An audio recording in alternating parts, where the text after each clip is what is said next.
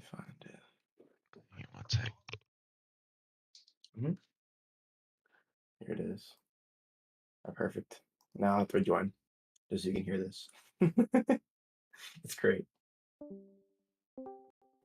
Jawa just like fucking killed him.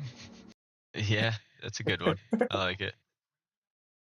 All right, Thought it was a good sound ad. I got that going. This thing is Alrighty, loaded let's up. little MX5 today. Yes, sir. I'm joining. Got my beers going and got everything else going good. We're chilling. Get this over here. This down here. We live already? We live. I got you. Oh, Your broadcast wonderful. up. Beautiful. Live time is up there. We currently have one guy on grid, but it is still pretty early. Yeah, Been it'll about a take a minute minute. since practice start. Now, did you follow the EU race at all earlier? I watched a little bit of it. I just saw the tickets, to be honest. So In the basically, admin chat. we do have two viable strategies. The winning car did actually do a two-stop, but the second place car pulled off a successful one-stop and with fuel to spare, so they could have pushed a little bit harder. Mm, So certainly going to be interesting decision there. most definitely. We're gonna have a very big mix-up of strategies here, I think. Yeah. Well, it's the length of that pit stop is so long that if you are not too familiar with, like, if you're not quick rather on the rest of your laps, you really lose a lot of time to it, you know. And Oh, for sure. if you're doing two pit stops and you're not having the fastest pace, it might take you longer than expected to get that back to a comfortable spot. It definitely makes me interesting to see what these guys do. I'm curious to see if the tires degrade faster than the fuel does. That is a good question. I was being in endurance and everything, I was testing out some strategies for our upcoming race here on Sunday, and it kind of goes back and forth. So I'm really curious to see what these guys do here. I know it's the same, and these guys aren't doesn't have any downforce, so it's not near as much pressure on the tires. But it is definitely interesting to see what these guys do. Yeah, absolutely. So 27-degree track temps to start, 9 km/h wind, and we're actually the track for once is not rotated too far in the wrong direction. It'll really just be more like that.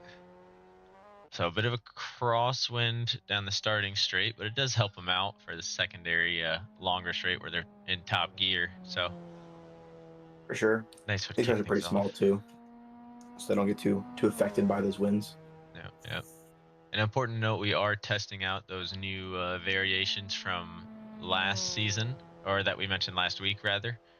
Um, haven't used them before, but so the weather will progressively get hotter as we get closer and closer to race time, and the wind will be the only true variant.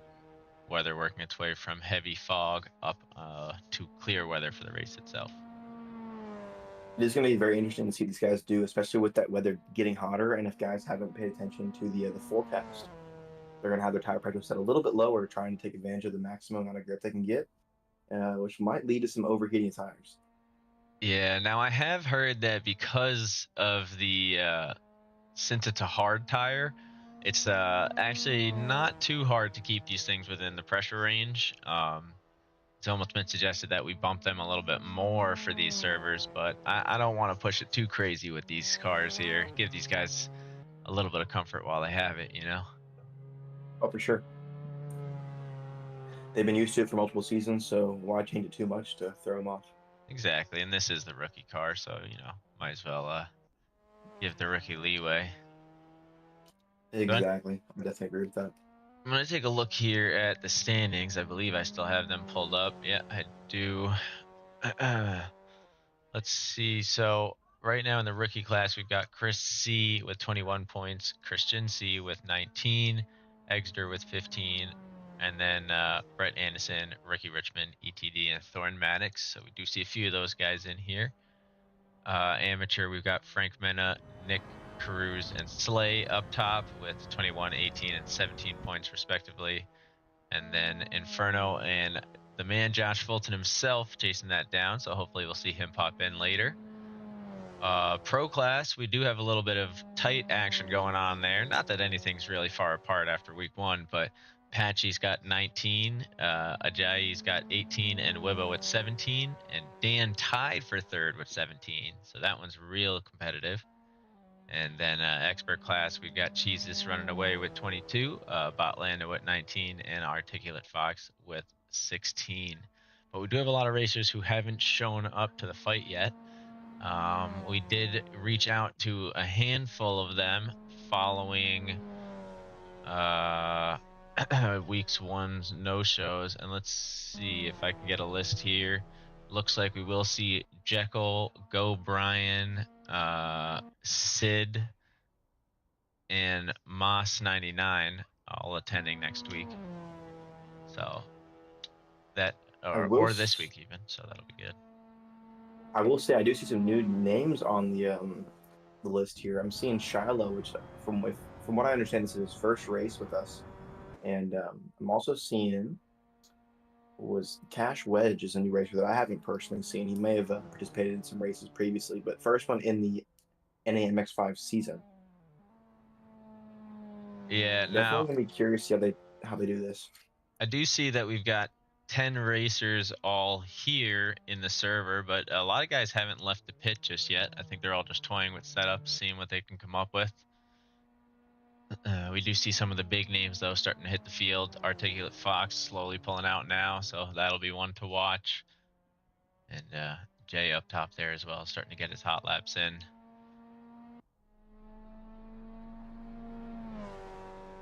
Most definitely. And as a reminder for everybody watching, these racers do have 4 drops this season, so missing the first race will not be the end of the world. They are still in the championship contention. I will be back in just a moment. I'm going to leave you to it for a second here. No worries. It's going to be a pretty slow broadcast here for this practice. Most of these guys are just getting comfortable with their setups and trying to figure out what they're most comfortable with. This track is very high speed with a lot of as we call it, long sweeping corners. We do have a really tight chicane towards the middle of the track. I guess it could be considered the last third of the track in that third sector. We did run this track in GT3 in an open race, and that was one of the most difficult areas for a lot of drivers because of just finding time there. It's a very interesting chicane with less grip than you would expect.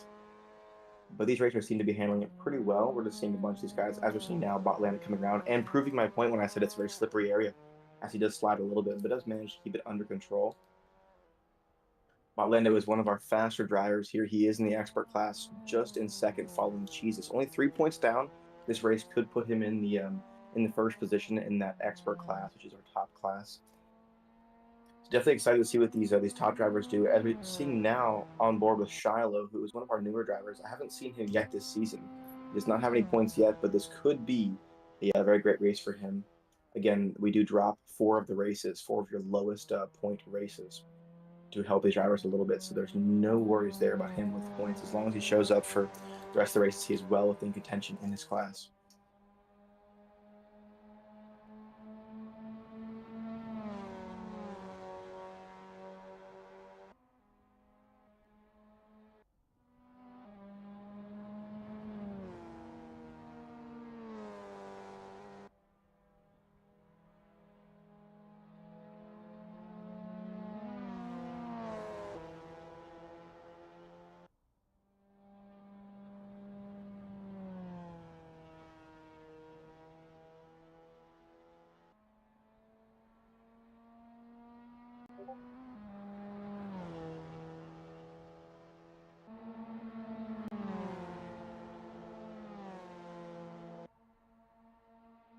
Apologies there, had to answer a couple texts.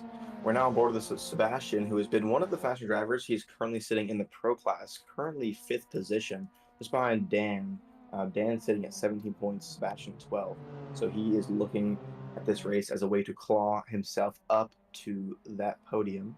Again, it's very early in the race or in the season, so these drivers are more looking for consistency than they are wins. Again, this track's very long, so it's going to be a very interesting race, especially for these MX5s. These cars are going to be taking, it looks like about 2 minutes 30 seconds currently on their lap times, but I am seeing that best lap right now is held by Cheezus with 2:25.335. So we'll definitely see some improvements on lap times. Most of our racers are lapping in the 2:30s to 2:34s. We're having quite a few racers join currently. We're going to see quite a few members on grid. So we got 4 or 5 guys just joining in.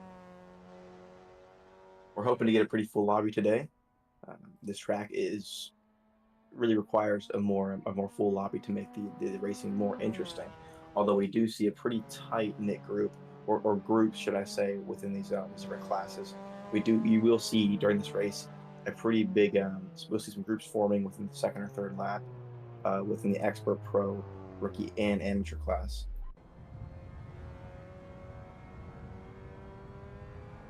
We're on board with Fox now, which was one of our faster drivers, almost on par with Cheezus. Had a slightly more unfortunate race at the beginning of the season, trying to claw his way through not lap traffic, but slower traffic and the reverse grid start of race 2. Thankfully, we don't have a reverse grid today. If I'm accurate, we only have the 1:45-minute race.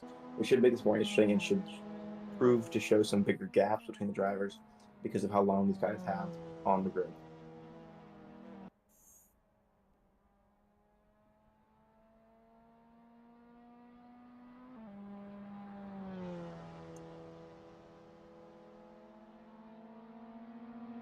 We're seeing Josh Fulton followed by Botlando here in practice. Botlando is in a higher class than Josh Fulton, so we should see the difference here. But Josh has proved himself to be a very consistent and very well-versed driver here. From what I know, he comes from an F1 background, so these cars are quite the opposite of what he's used to driving. But he did express his desire to learn some different cars and to kind of widen his understanding of cars. So we should see a really good performance from him today. Doing great there. I'm assuming you're talking about Josh the Man Fulton. I am indeed. Yeah, looking for a recovery after he allegedly caused some turmoil that we happened to catch on the grid there. Definitely a big incident last race, but I will say, it was a very entertaining race to watch. It was a very, might even say, funny moment there.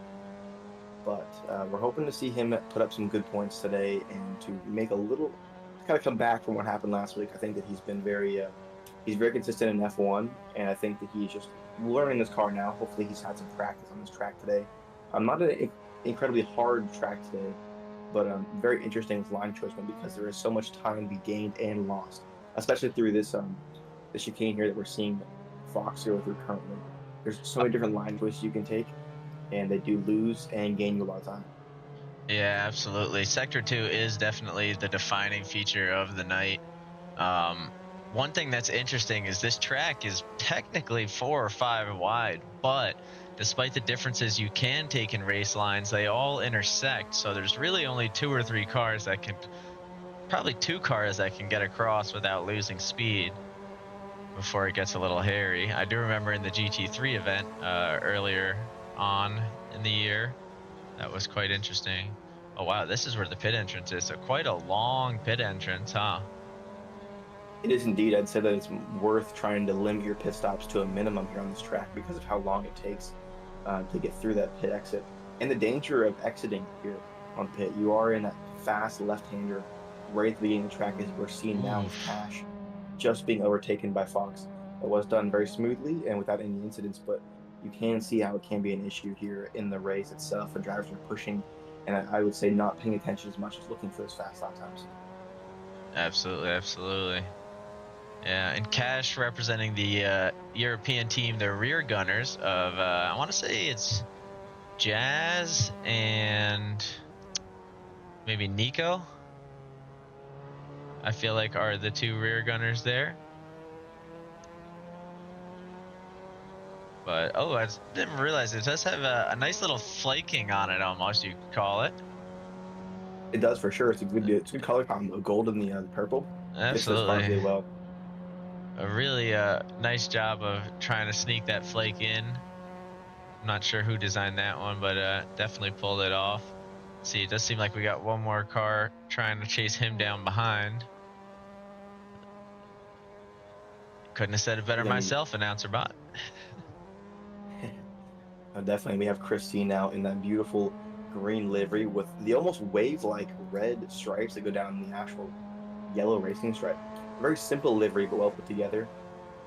Looking to see how he does today. If I'm not mistaken, Chris C is in the rookie class. I think if he is, he's actually P2 or P1. I apologize. Yeah, and he is one of the In ones not in danger, but at the risk of moving up, depending on his performance today. A couple for of sure, guys with that potential. Ooh. as we see that cash they're going off track into the wall.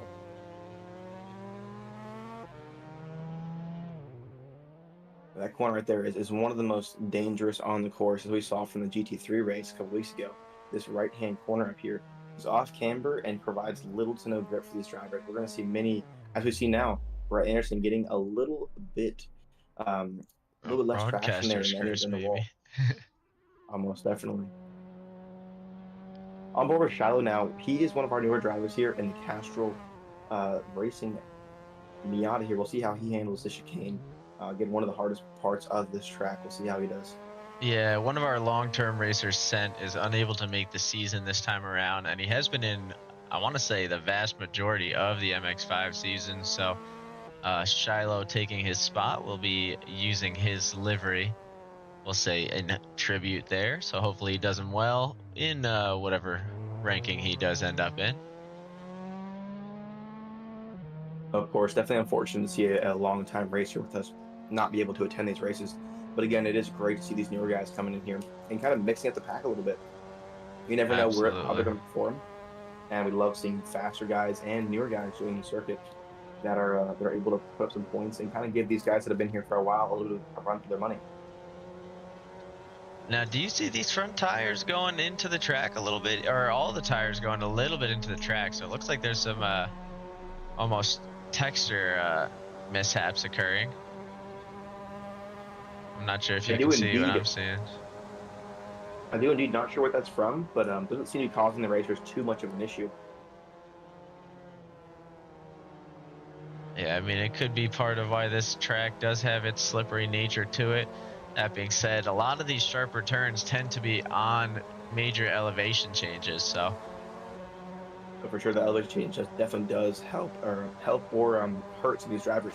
Like we're seeing now into this corner, that uphill definitely puts a lot of pressure on the car, giving you a little more grip. Those downhill corners definitely make it hard because the car is unloaded and you don't get near as much grip. As we see Shallow now going wide there, not wide, but having a little bit of snap oversteer, putting it in the inside wall. yeah, and we did say that was going to be one of the big turns, sector 2, and I believe that turn. I think technically that's going to be turn 4. I'm not sure what they're calling it here. But we'll Would have check to in agree with you on with the that. Inferno. I haven't Oh, seen here's this livery someone. yet. This one's from an earlier season. I want to say this is one of the Bo L's classics, Mr. Maryland himself.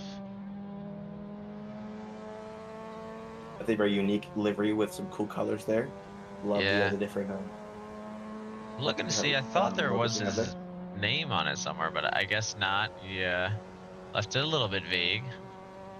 Good to see some representing in there. We are at 18 racers out on the track. Let me pull my live timings back up here. See how many altogether. It looks like 19 total.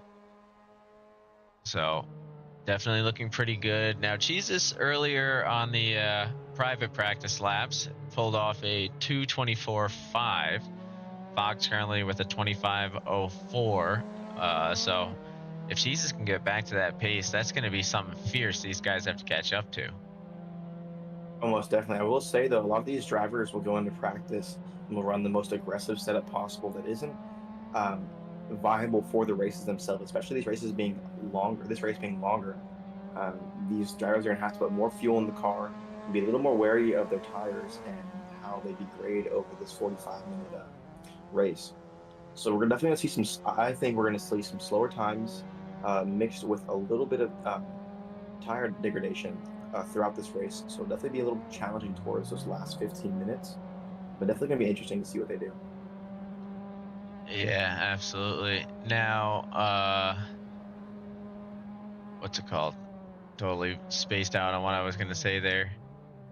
Oh yeah, the tire deg shouldn't be too big of an issue with the hard tires, thankfully. I mean, obviously they will start to experience somewhere if they push a little harder, but I was thinking for later in the season that could come up. So always good to keep in the back of their minds, regardless. Start to figure out how long those pit stops really eat out of their time. Oh, for sure. I do think that the Miatas can run a full tank through the 45 minutes, but I could be wrong. Not sure what the uh, fuel Whoa, burn rate is set to. we're at 250. So these drivers will probably have to do at least one stop. Guaranteed one stop.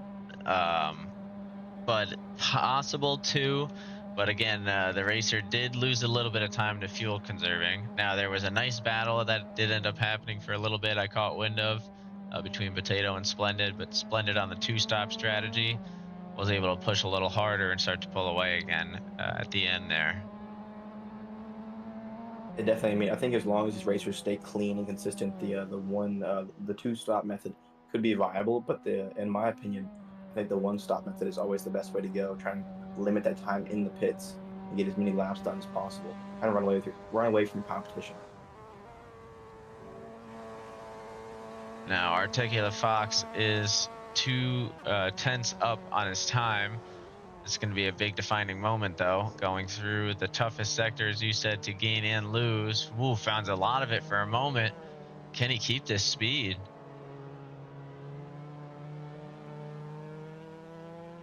Oh, I'm not sure if he was within limits there, but if he is and this track is valid or this lap is valid, he's going to give Jesus a run for his money.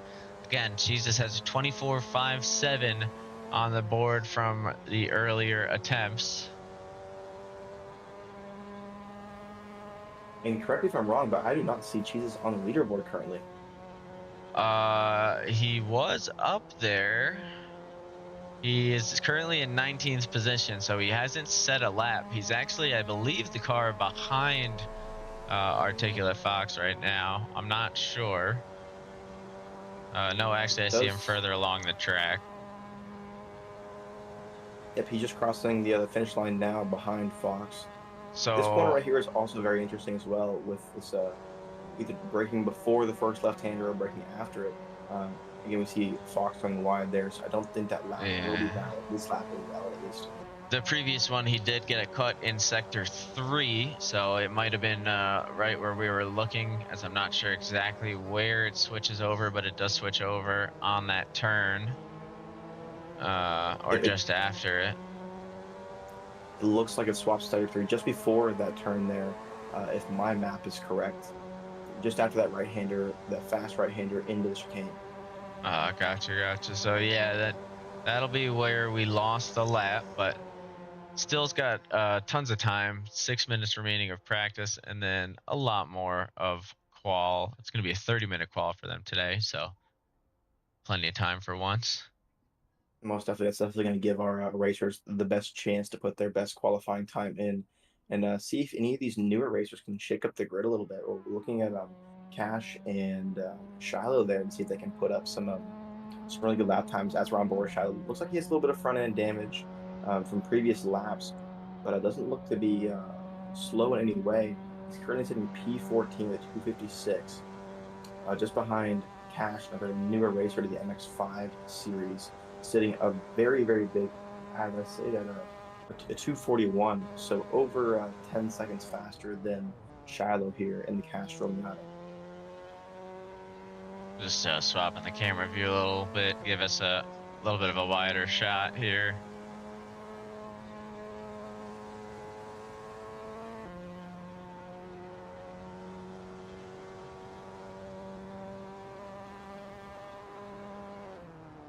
Now, once it comes time for qualifying in the race, we are going to get rid of these name tags, make sure we can see as much of the action as possible. So make sure to memorize them now is basically what that's code for. Definitely, it's definitely a difficult task to memorize all these different liveries, especially with the new guys coming in. But keep in mind there is still that grid or the numbers on the left side telling you where each person is, kind of giving you a sneak peek of what the livery is itself with the number as well.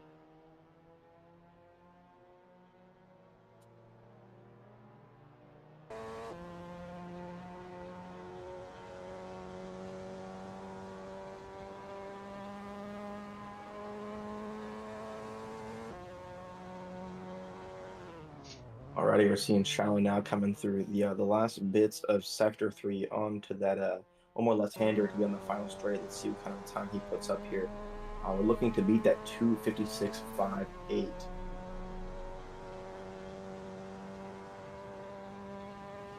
And it looks like he does with a 2:35.86 with an impressive time there on his last. Definitely one to look out for, sitting well within the pack at P13, just behind Josh Fulton. I was just going to 60 car say, at 2:32.84. going for the lime green himself. Now, I do see Frank Mena all the way up here in P5. Was he in the amateur ranking or the pro ranking? I can't recall now. I thought he was in the amateur, so He is in the amateur class. He is currently P1 with 21 points, with Nick Cruz close behind at 18 points. He is one to look at to upgrade to the pro class today if he can put up some better times. We do have Patchy, IMJ, and Wiba, followed by Dan and Sebastian, who are in the pro class. So if he puts up a steady numbers today, there might be a chance, correct me if I'm wrong, of being bumped up to that pro class. Yeah, absolutely. Everybody is still up in the air. Tonight will be the final chance to get some rankings moved around. Thankfully, a lot of these guys are competitive, so they want to be in those higher classes. We don't typically see a lot of dogging down. A couple onboard shots. We can switch them up every once in a while. It's basically as simple as a click of a button. I gotta remember which button now. Remember which one onboard is? I do not, to be honest with you. F6 is a driver view. Hang on.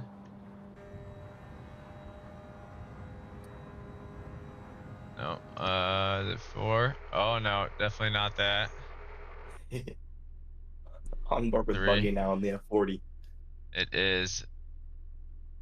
Well, let's see if we can't just go back to Patchy.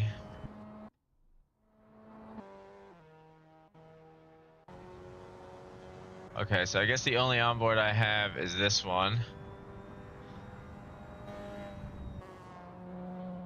Not a problem at all. We're just more focused on just seeing the lines the drivers take and times as well. Not too worried about not having a perfect head cam almost, if you will. Yeah, it's nice to see what our options are, you know. I think for sure, F11 gets rid of that. There you go. We are seeing Patchy. We're on board with Patchy here now. Currently sitting P3 at 2:25.9, about 9/10 off of Articulate Fox and P2.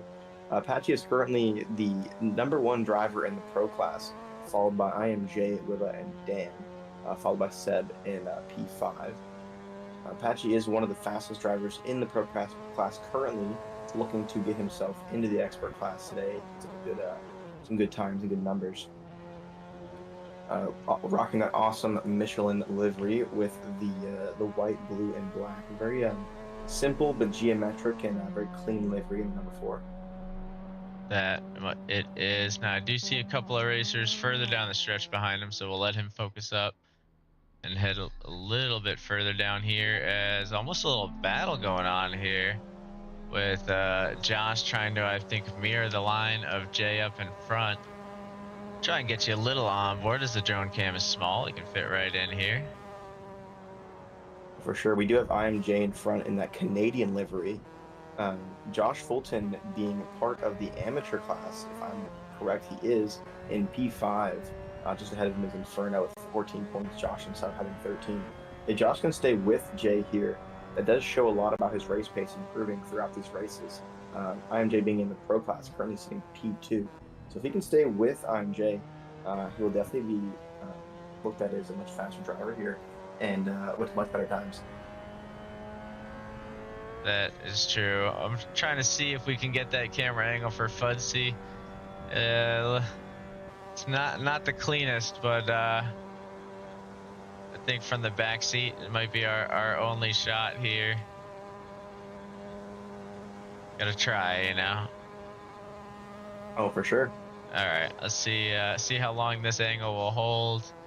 Yeah, and one good turn and we're out of the car. So drone cam and onboards don't mix, but it looks like we're coming to the end of practice here. Josh currently up on his time, does have a chance to make a move in front of the Inferno if he can find significantly more, I'm guessing in sector 2. So he's got to start pushing here.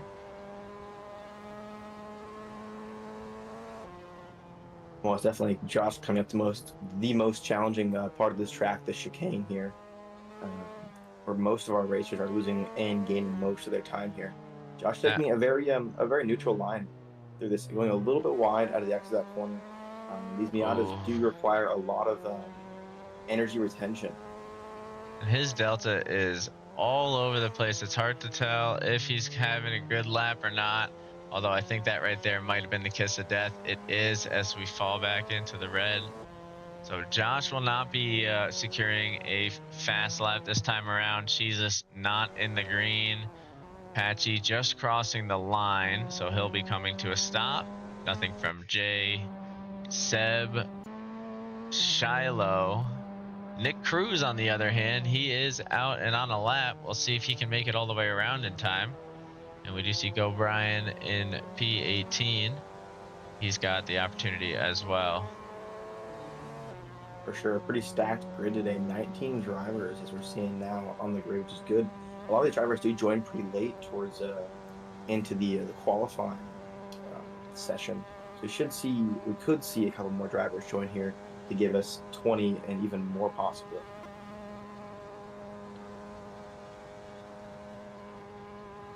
Yeah. On board Nick Cruz now in that first sector.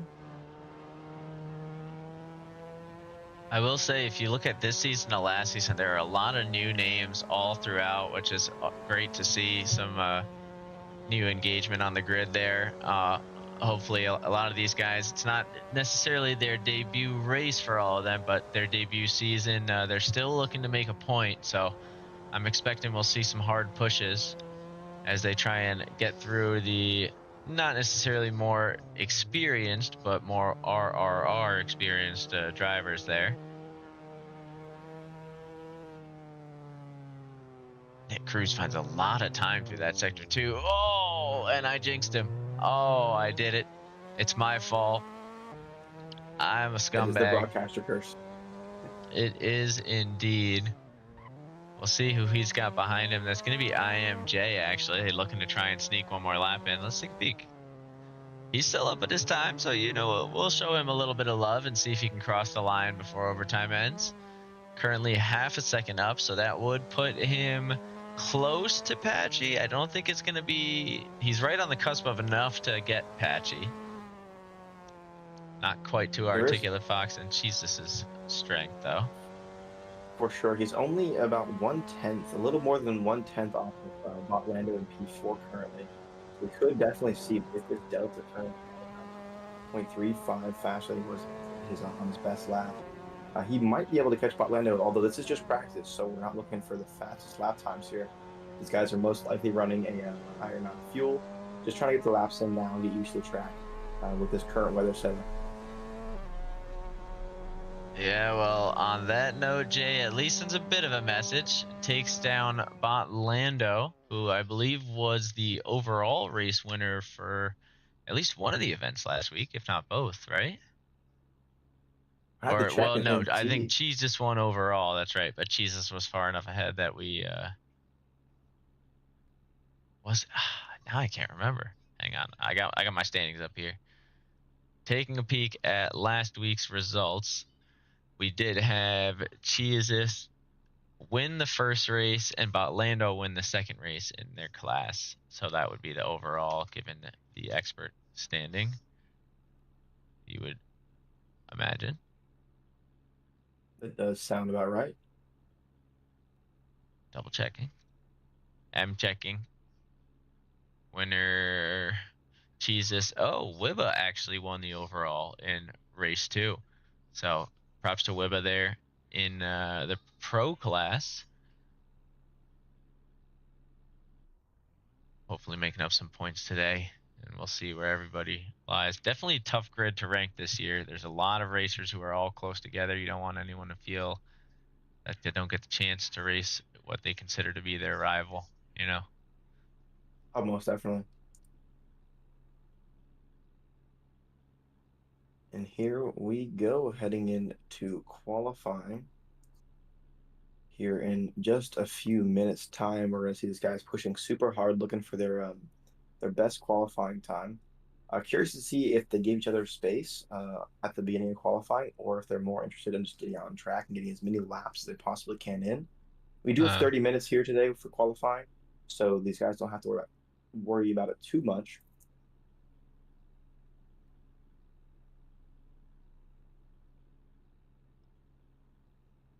I will say the grid today is a little bit more split up than it was on the previous race. That could be because of track length today, which is it's very likely it is. But some of these drivers do not have as much practice as others, whether that being time restraints or anything else. We are seeing that the top guys being Cheeses, Articulate Fox, and Patchy all in the top three, which are I would say are more normal guys to be up in the front of the pack. We do see Botlando down in P5, so definitely well within contention for the win today. Here we are in qualifying. We got 30 minutes of qualifying starting now. 29 minutes, 55 seconds to go. We'll see how these drivers do. We're going to see Patchy out there in front of ETV, which he's leading the pack in that beautiful white livery with the shark mouth up front that we see many times on fighter jets in the military, followed by Wibba there, who's also in a similar style livery. Very close gap between Inferno and Wibba. Interesting choice, especially during qualifying, to be following another driver out that close.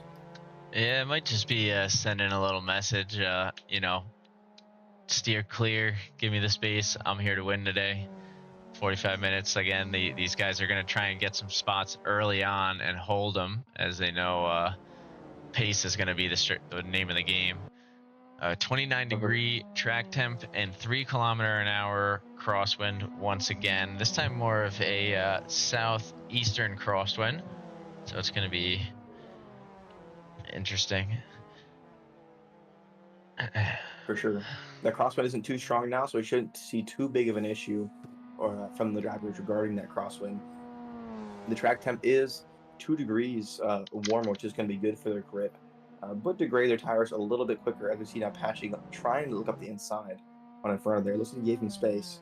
But we do see somebody almost in the wall there. I think that was Wibba, followed by Patchy here. Patchy being the faster, being the faster driver there.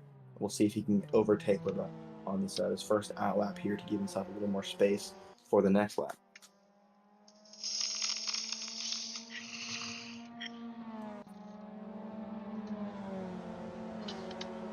Now you are one of our endurance drivers. You'll be actually racing in the upcoming event. Is that correct?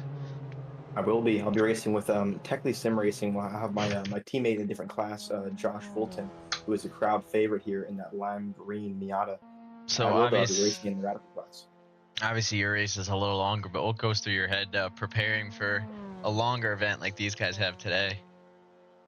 I will say the first thing I'm looking for is my strategy overall. If I'm looking to push super hard each stint, or if I'm looking to save and minimize those stints.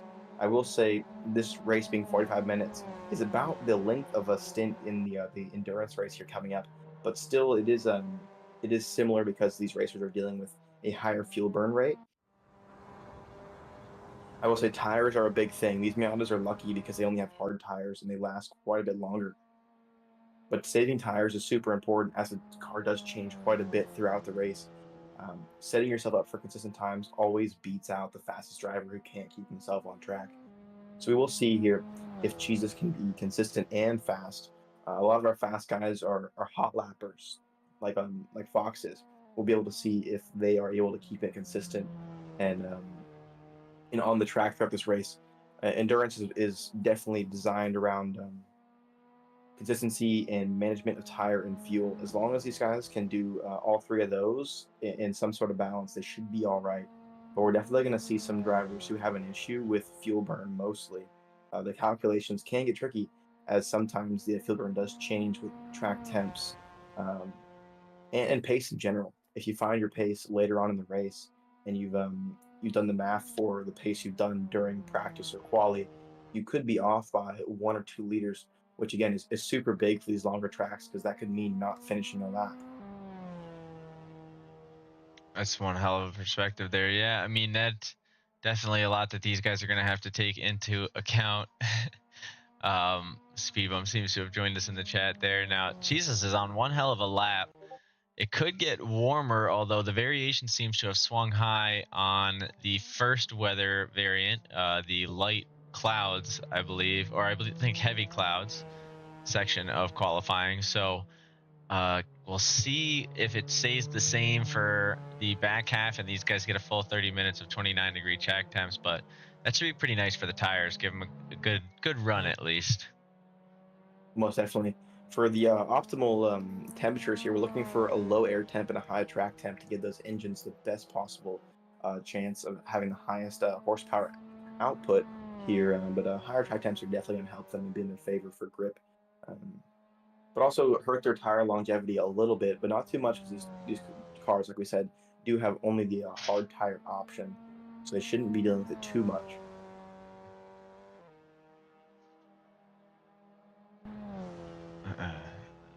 Now Jesus hits the 24s, so he'll be our first racer to do so. Let's check in with Articulate Fox for a moment. Chasing down Patchy, does not get the clean lap in that time. Looks like he had a cut in sector 3 after 2 purple sectors. So that is not too shabby. We are seeing Cheese with the fastest third sector. Like you said, Fox is holding the Sector 1 and Sector 2 record for this session. And just going to get the drone cam up live here. Now, let's try and take a look at some of these racers who we haven't really focused on yet. I want to say Frank Mena we haven't super checked in on in the number 61 car. He's been pushing pretty well. Same with Cash Wedge. We'll check in on just a minute, but he's got some great control there. Definitely using all of the track. Sticking to the inside on that final straight. Not one that we've seen so far. Could be just trying to give himself a line, though. It's for a good run here. It seems like he has opted for the no brake before T1. Similar to some other drivers, I will say we have seen some that have braked for T1 to set themselves up for a better run into T2, which I personally like the run into T2 better, braking a little bit early because you do have that long straight there, and these cars don't have the highest level of acceleration. Yeah, you got to get every little bit you can. And speaking of, that one was a beautiful use of both curbs there, knowing how to get near them without putting yourself too on them. GT3s, you could definitely get away with it. I don't know if these cars are heavy enough to survive going up and over these curves. But riding them a little bit doesn't seem to hurt these guys too much. Let's check in with Chris C, although we did earlier, so we'll try and share some love across the way. This is the other Castro one, I believe. I think Scent one is being driven by Shiloh currently, so that's the number 2 Castrol car, and ETD, also known as Elvis, is in the number 1.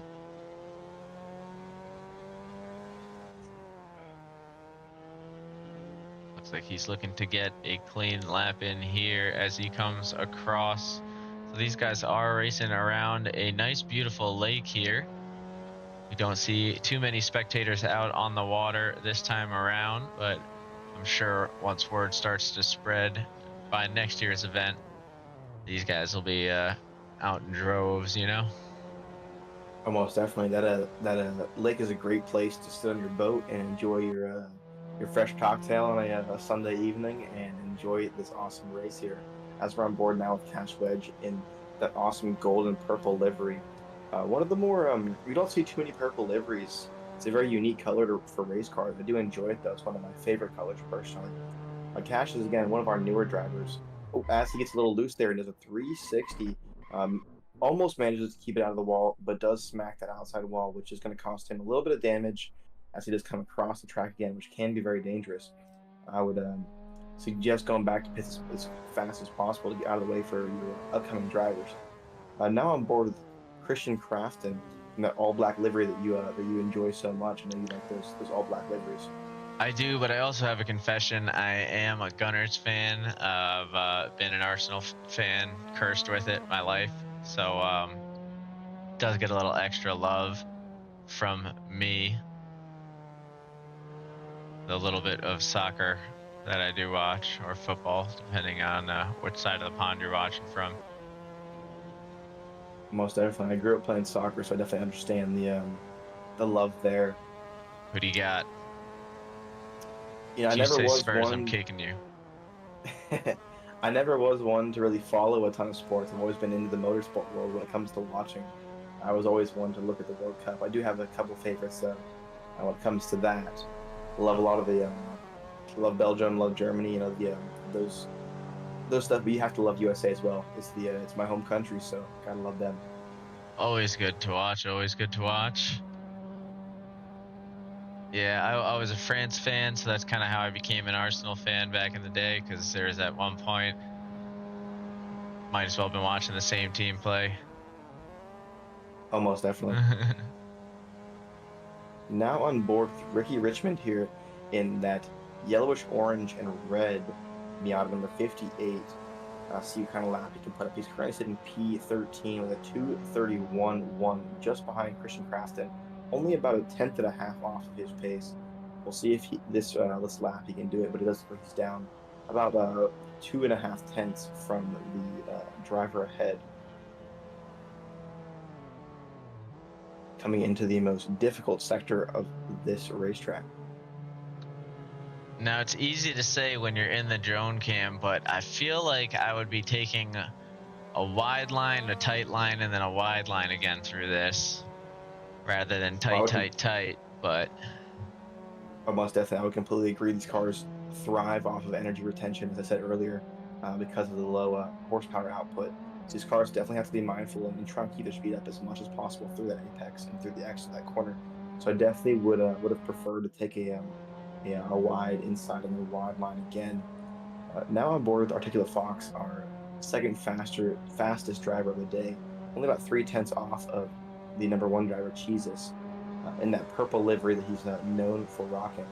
We're definitely curious to see if he can pop into that first position before the end of this qualifying session. With still 18 minutes and 30 seconds left on the timer, which is still more than our normal Miata races allow for. And we do have about 3 minutes left until the weather change, so a lot of time for these guys to enjoy what's on hand before possibly some 19-kilometer-hour winds swoop into play.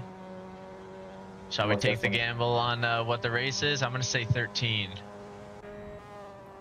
I'm going to go with a steady 16 kilometers an hour wind, just a little bit higher than your guess, but you never know. Enough to at least have a little bit of an effect here, if it can, you know.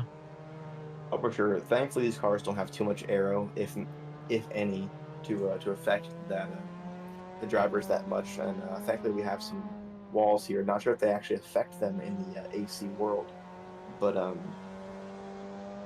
doesn't seem to be having too much effect, as Jesus has a 2:24.531 currently in pits. We're going to see if Articulate Fox can put up some time. He does seem to be on an outlap currently, so this lap will not be his fastest, but we'll see if the next lap that he puts out will be able to. Now, I will point out the one danger. He is going to be in the middle of a lap during the weather change, which is notorious for causing a bit of a lag spike. So the question is, where is he 2 minutes and 5 seconds into this lap? So we're going to hang with him now and just kind of watch. Hopefully it's in the middle of a straight so it doesn't affect anything and can keep his time running smooth. Thinking about that, it sounds like he's going to be towards his third sector, which, like we've been talking about this entire stream so far, the third sector is the most challenging and unique sector of the course for these drivers. Currently a little bit off of his delta through the beginning of sector 1. Gonna have to start to find the pace a little bit here. Again, looking to beat a 25.068 is his current best. He's got to find half a second though if he wants that pole position early on in qual, but still good to get it now if you can. I believe that's going to be Patchy up ahead. Patchy currently lapping at a 25.1, so far enough ahead that I don't think we'll see any issues between the two.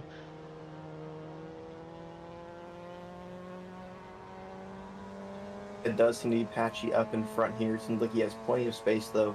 Shouldn't have any issue as long as Patchy puts up a pretty decent lap. We won't have any traffic. I do want to go back to our talk about the endurance racing stuff here.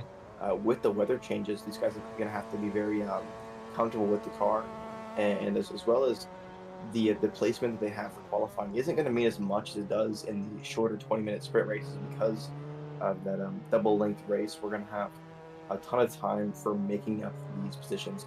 So it's interesting. It's going to be very interesting to see if these guys hold off a little bit in the first couple of laps and just get kind of comfortable and get in their rhythm or groove for this track and just put down some solid laps. Like I said earlier, it's all about consistency and being as smooth as you possibly can. It's almost a dance with the track.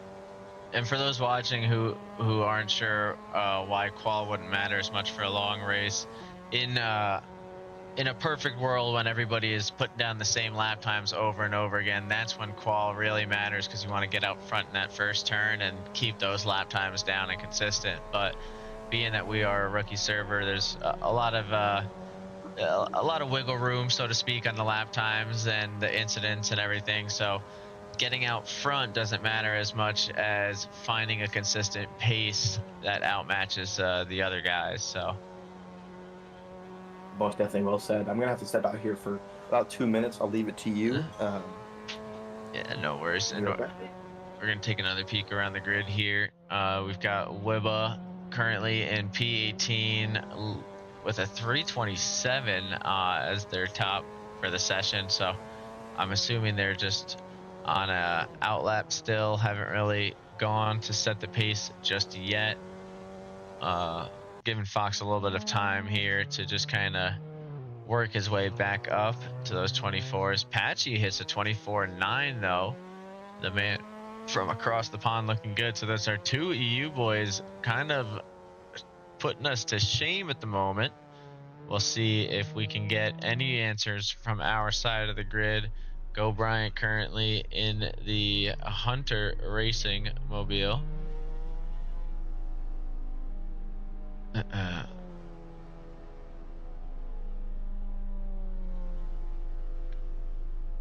shoot, I never did that. Well, it looks like we never made an announcement there. Thank you, Speed.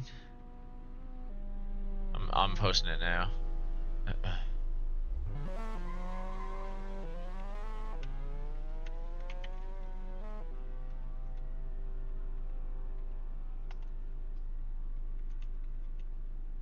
Seems like we might have a slight chop in the stream currently. It looks a little frozen on my end. Could just no, it's just not moving at the moment.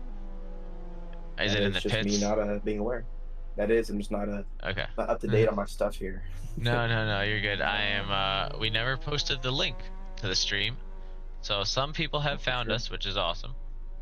But I think we should get this going. Oh no, I've opened Jim. He's gonna start yelling at me for not driving. Oh no, Jim, we can't have that. Hang on. Go away. Jimmy boy. I will say, anybody who's watching live right now, if you're interested in any of this seems entertaining or cool to you, if you're interested in racing in some of these races here in the future, we do have our Discord link in the bio here. So if you think that you would enjoy racing here, no matter what you're on, you could be on a wheel, keyboard, controller, anything. Feel free to click that link and get yourself involved in the racing scene here in the sim world. We're always open to as many drivers as possible. We definitely want to see what everyone is capable of. We do have plenty of people in here that are some of the quote unquote faster drivers who are willing to get you up to speed and teach you a little bit about the sim racing world. Dude, I just keep opening apps on my computer. This is a nightmare. I'm a menace. I gotta stop clicking things. All right, we're back. I'm good. I'm good. No more clicking. Awesome. Banned from the keyboard. Professionalism out the window. No, we try. We try. I feel like we haven't been showing Brett any love recently. Brett pushing in P13 currently, sitting pretty strong. I believe he's part of the rookie action at the moment.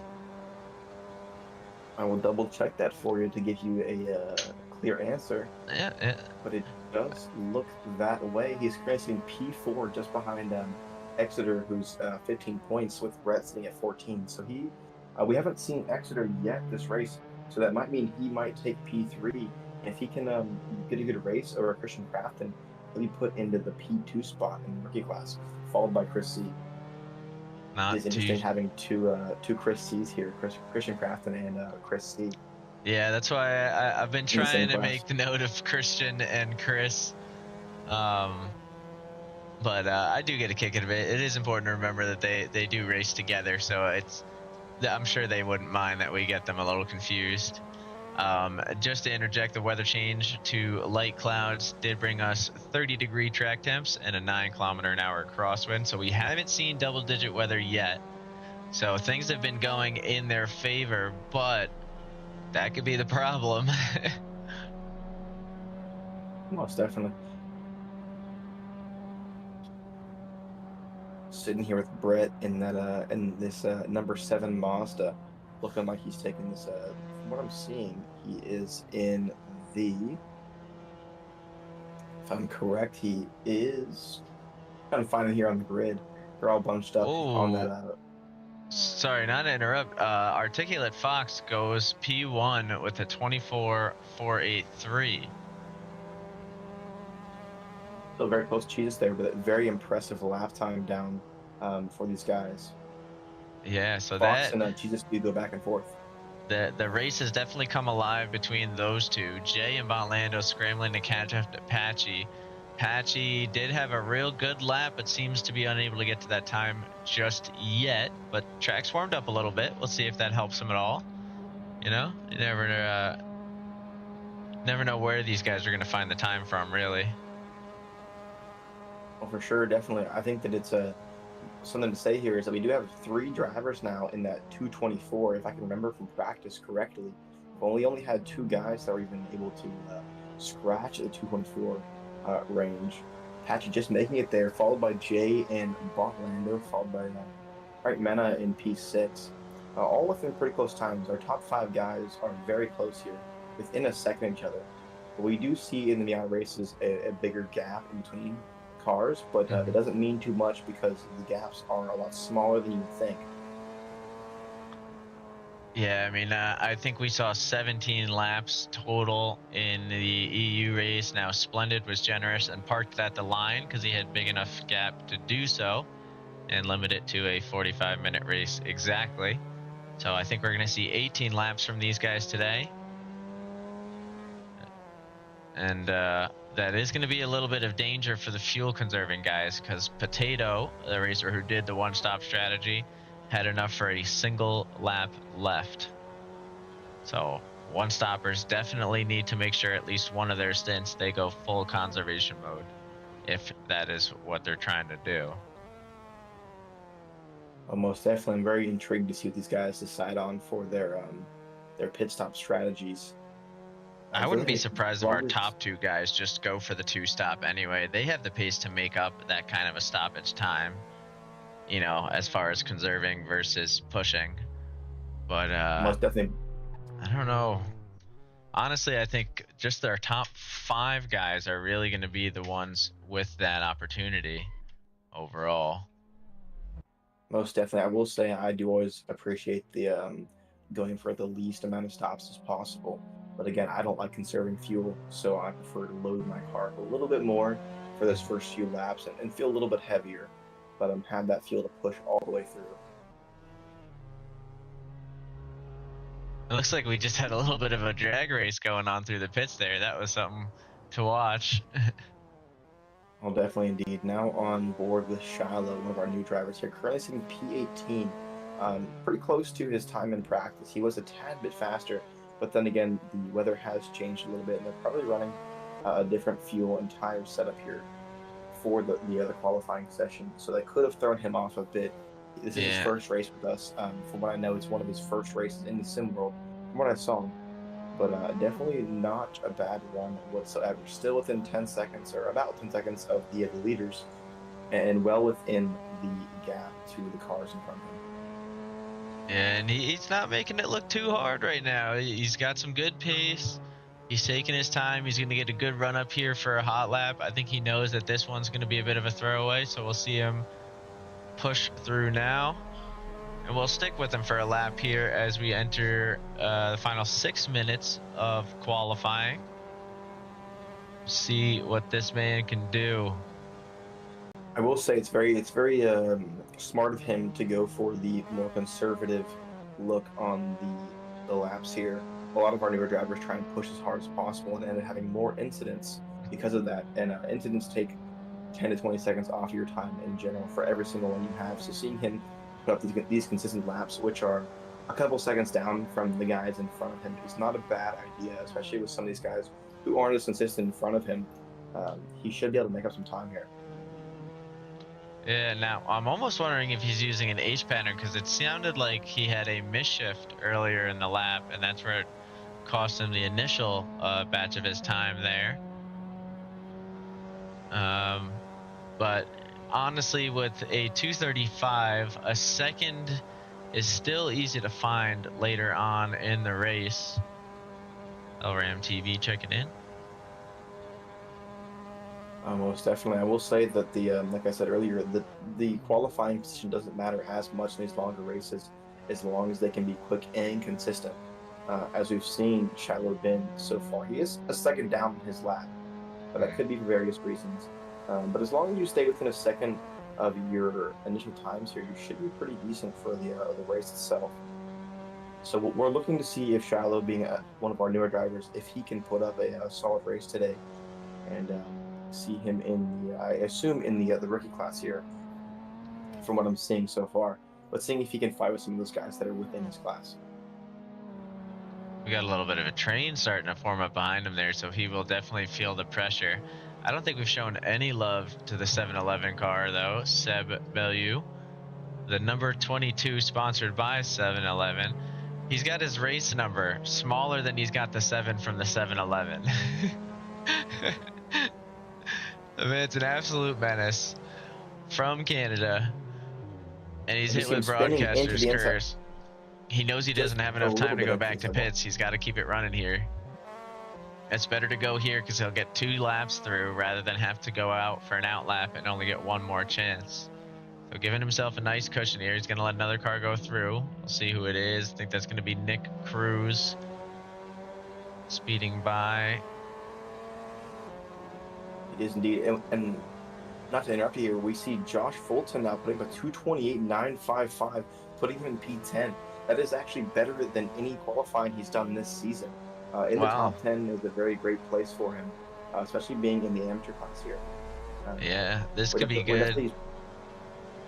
He is one to watch for this race to see where he places. But again, we've only had 3 drivers break into the 224, and Josh is just sitting out for the guys in front of him about 0.2 of a second. We're going to have a little bit of a delayed call here, but Jesus answered Articulate Fox with a 24.355, and Articulate Fox answered back with a 24.263. Patchy still with a 24.9, and Jay still with a 25.2. So doesn't look like those two will be catching them just yet, but a little bit of ping pong action going up front as both of those guys are out on the track looking for some more time. I think that's actually Jesus pushing like a madman all the way at the back of this pack here. he might want to think about just letting off right now and Yeah, definitely. seeing where that gets him. As long as he can get a lap in, he should be fine. I will say though, I have not seen any purple sectors these current laps. So these guys definitely have time to find even the fastest guys. I'm seeing Fox not putting up his fastest time in the first and second sector. So if they can get one more lap in, they're definitely able to improve those times by just a tiny bit. And we're just gonna wait and see if that is Jesus back there. It is the burnout racer himself.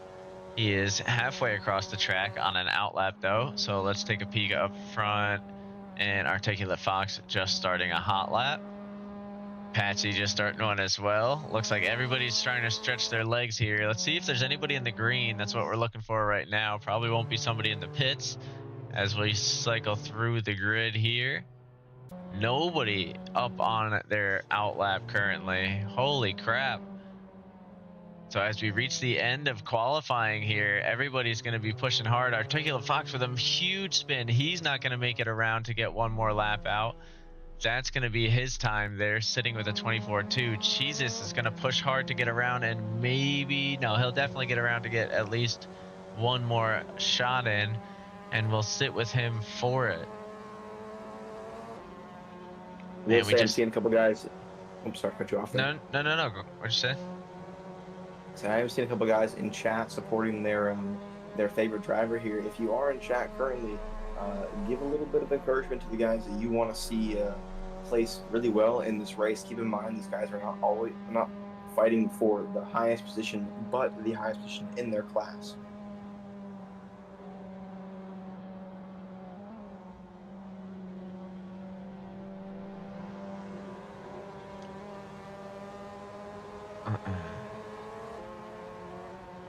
Now on board with the German Jesus here on his hot lap as we see another driver move out of the way for him, the number 48. That'll be Wibba, but that gave him a nice toe. It did indeed. He's slightly down in his delta, but coming right back after that corner, putting him up currently at 100ths of a second, which if he can keep that pace, will put him up really close to Fox here. And he does need to find just a 10th overall, so a little bit at a time will do it for him.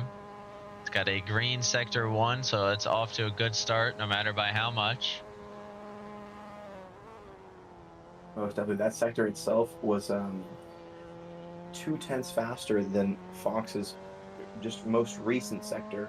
Not his fastest lap, but his most recent sector. We do only have about 5 guys left on the grid, that being Jesus, Botlando, Sebastian, Inferno, and Nick Cruz. The rest of the guys seem to have their times locked in here. So we're going to see Patchy starting P3 unless Botlando can make a big jump over half a second. I'm seeing Frank Mena pretty comfortable in P6, about 2 tenths faster than the car behind him, which is Sebastian, who is still out on his last qualifying lap, so things could change here. But I will say P15 to P19 is locked in. Josh Fulton locked in for a 10th position as Inferno just crosses the line, still about half a second slower than the competition in front of him. It seems like the middle of our grid is pretty locked in here. It's only about the top 7 that we're going to see any change. Yeah, and Jesus is going to have to pull something out of the hat here. Oh, he's got a little bit more, but I don't think it's going to be enough. He's catching tenths, catching hundredths, but not tenths. So he'll move up, but not to catch up to Fox. That was one hell of a run, though. Looks like Seb Bellew, I think, finishes his lap and will have the same fortune. He might have one more lap here. He hasn't been checkered flagged yet. Well, he's at least going to go for it, and if he's not checkered flag, that does mean that the overtime is going to go to full overtime, which I think is set to 120% of the lead lap. So that does give him a nice little cushion to get around and get moving with. But he does go wide there, invalidating his time, so he might as well not even attempt that as he does. We do see times are pretty locked in, with P1 being Articulate Fox, P2 being Jesus. We're seeing P3 being Patchy, and 4 being Jay, followed by Botlando and P5. Those are your guys to watch for in the expert class currently. But the rest of the grid is going to be very exciting to see. As we said before, Josh Fulton putting up a P10 qualifying time, which is one of his best so far this season. I do see that some of our newer drivers, Shiloh and Wedge, are bringing up the rear in P18 and 19. Curious to see if they can put up some better times in the race and if they can be as consistent as the competition, bringing them up just a few positions.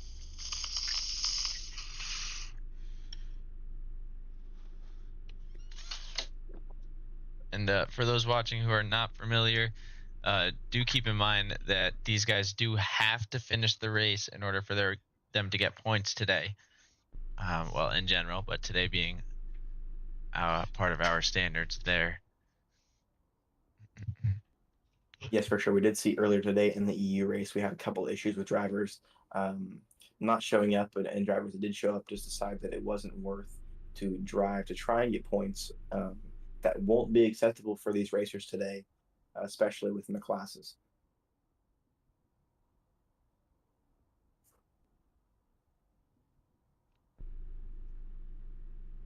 So everybody loading in now. They're going to start to dial in. I'm assuming the inevitable fuel conversation will pop up shortly. Most definitely. It's going to be very interesting to see what these guys do in turn one here. That is a fast turn 1, 2, and 3. We'll see if we have any incidents. We're hoping to make it through as clean as possible. But being a rookie server, we are destined to have some shunts here throughout the other race, as well as some quote unquote incidents.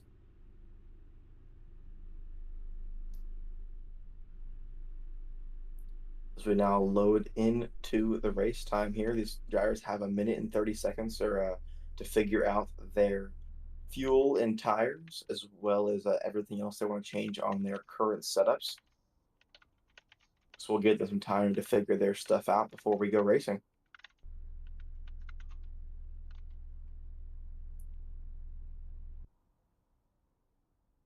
All right, so this has begun in the overtime, I believe, for them.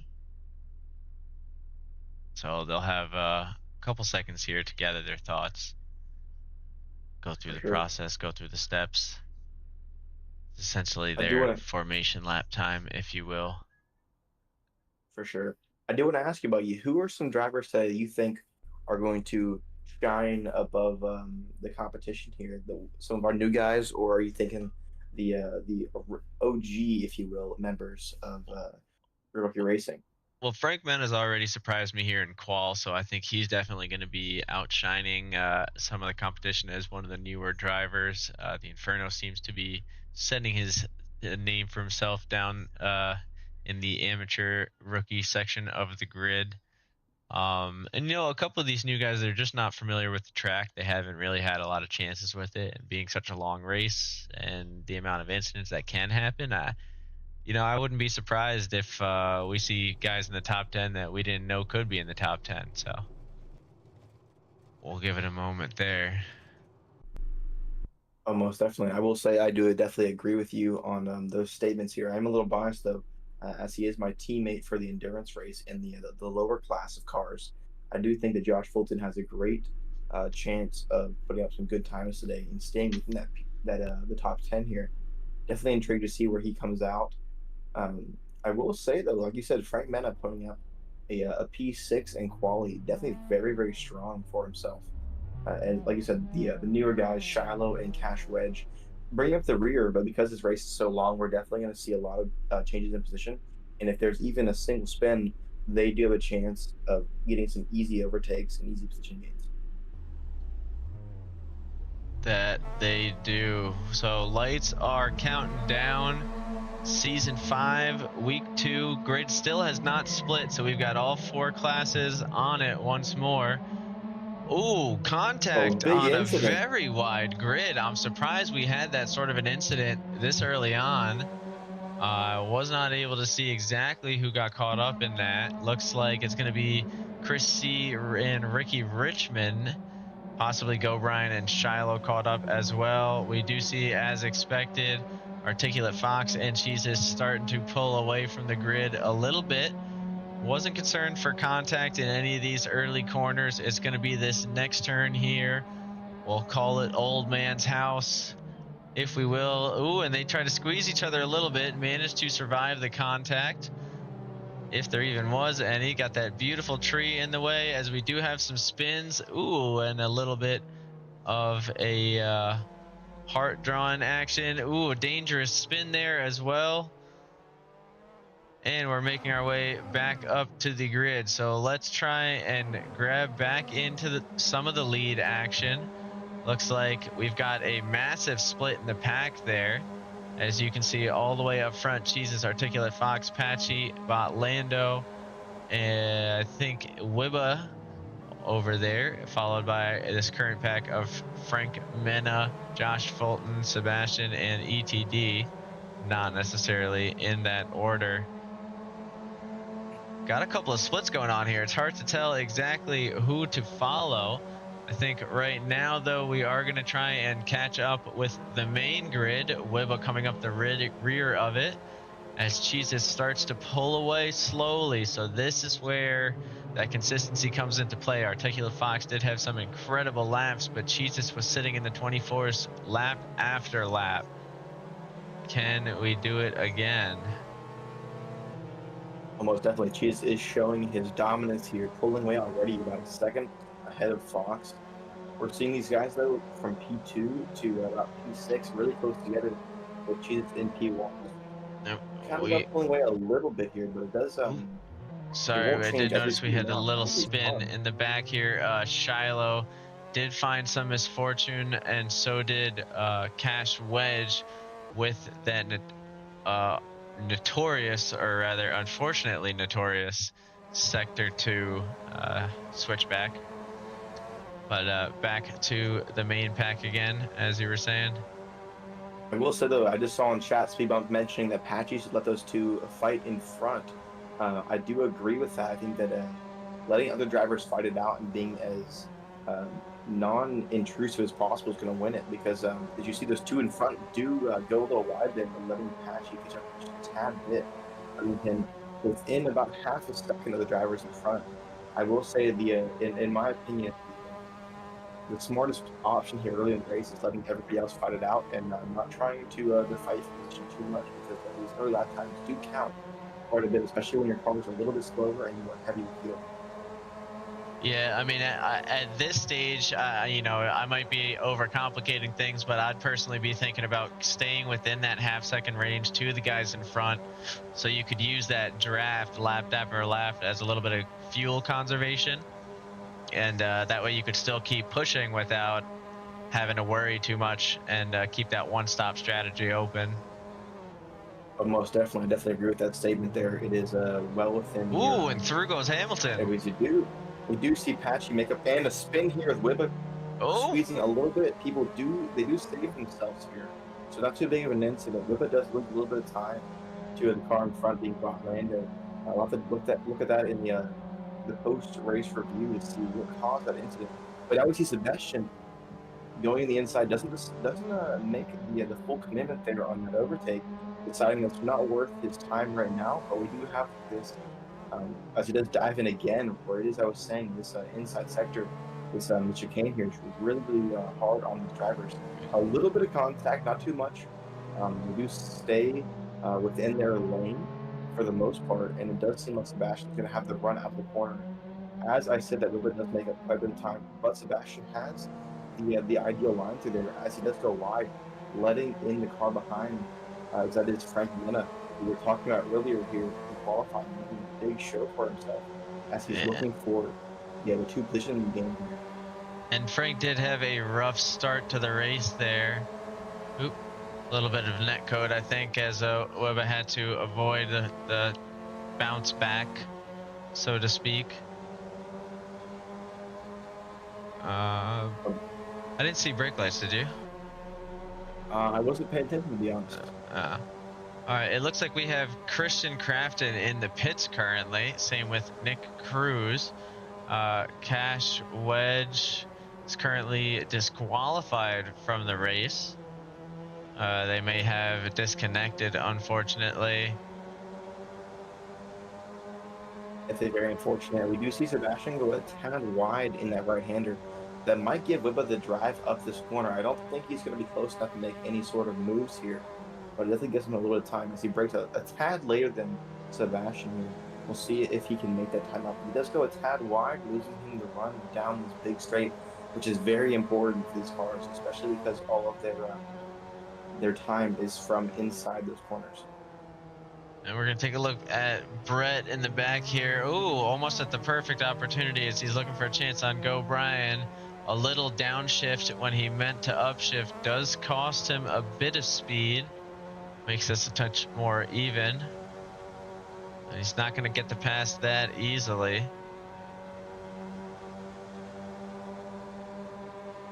Does seem to have the run here on the outside. He is taking the more optimal line, but Go Brian does have the chance of defending this corner as you see him squeezing a Ooh, little bit. Tad bit of contact does back out. I will say that squeeze was a little bit dangerous, but then again, little tight on the squeeze there, but Brett able to pull through, and it's going to be dangerous, but Brett manages to get around safely. And as we see Go Go Brian Brian spin. will be left to get back in motion, and Brett will make the move relatively smoothly. Christian Crafton looking for a chance on the man in lime green here, Josh Fulton. It'll come down to who's got the better sector two. Josh looking a little slow through the second turn, but will it pay off on this exit here?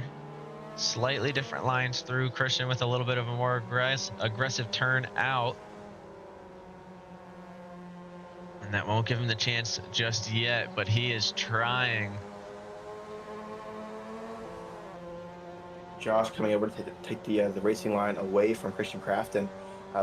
Christian is slowly gaining on Josh here. Josh takes a little bit of a more to line there. Does come out wide again to take the ideal line away from Christian Crafton there. Does seem to carry a tad bit more speed to the right-hander. We'll see throughout the race if that makes a big difference.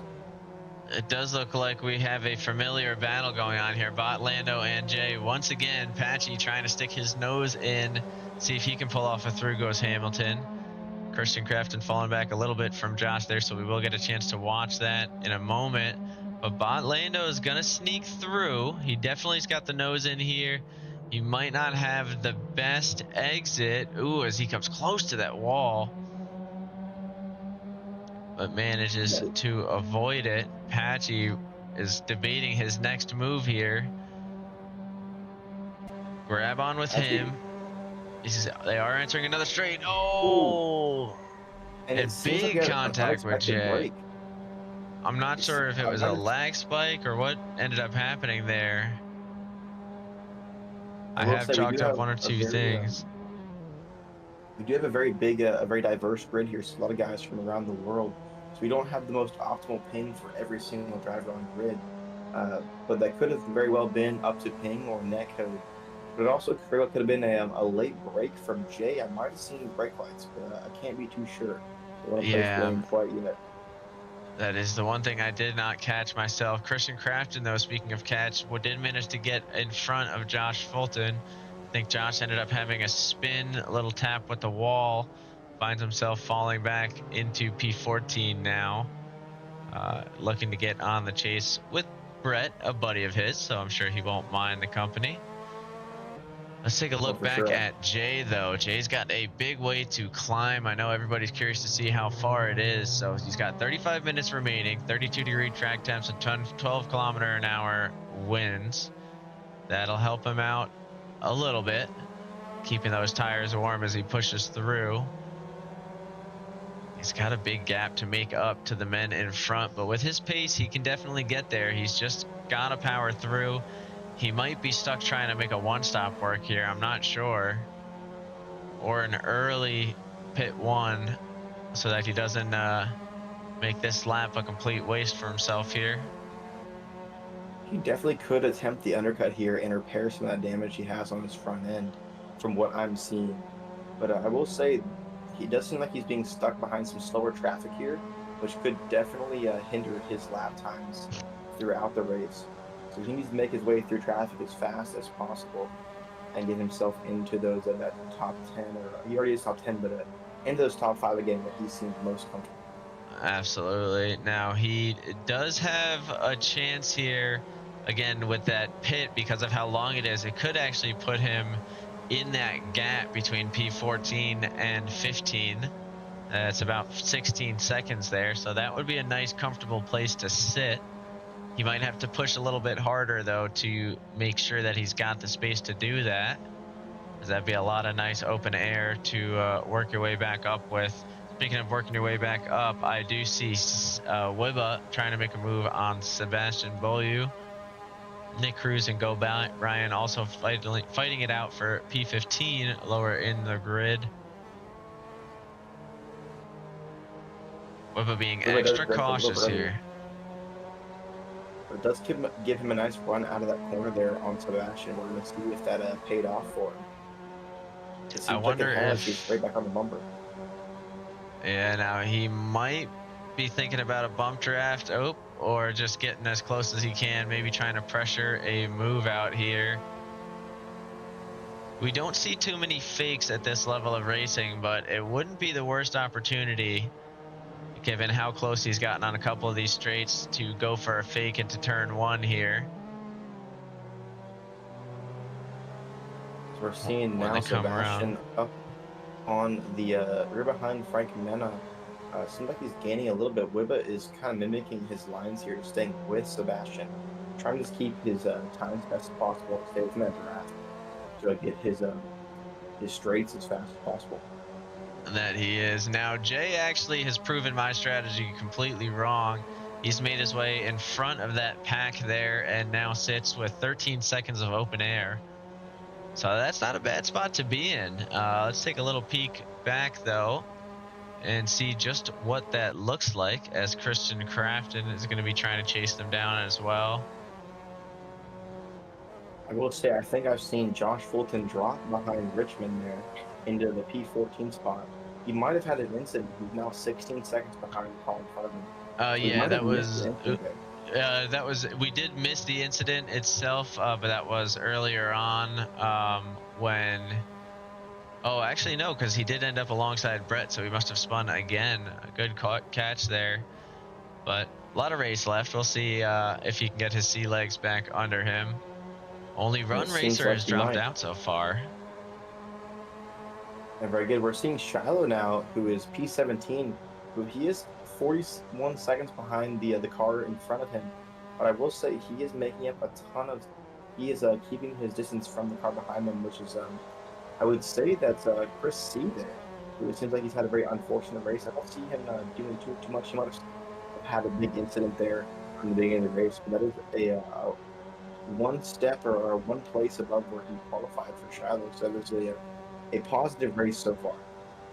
Yeah, I know Chris C, I believe, teleported to pits and got hit with a pit penalty for doing so. And then on top of that, uh, ended up down a lap as a result. So definitely fighting from the rear, but has the opportunity to make up a lot of time still. As you see his Delta jumping all over the place, as now we see him only a minute and 25 seconds away. Don't want to miss out on too much of the action, as Wibba and Seb are starting to creep closer and closer to Frank Mena in front. Patchy's made up 2/10 on Botlando ahead in the battle for podium spots, and Articulate Fox hanging on. 1.6 second gaps after 15 minutes of racing. So we're going to have to get up there and see what that gap looks like. As even just speaking about it seems to have hit him with Broadcaster's Curse, as he's now almost a full second beyond what I was just mentioning. Even dropping farther than that now, about almost 6 seconds down. He's in the pits as He's pulling into his pits. Okay, never mind. taking an early pit there for the undercut on Jesus. We will see if he can make me any time up. He's committed to the two-stop is what has happened there. So he has said no matter what's happened, he will be doing 2 stops of racing. Now his timing is excellent, actually. He's going to get out, I think, just before Jay and have a good stretch of open air before he catches up to all this traffic in front. And these guys are lapping around a 26, 27, so I will say Patchy has made up quite a bit of time on Botlando. I will say, though, I don't see Jay making his way up very fast. I will say that Patchy is within half a second of the car in front of him being Lando, so he's well within contention of getting that P2 spot.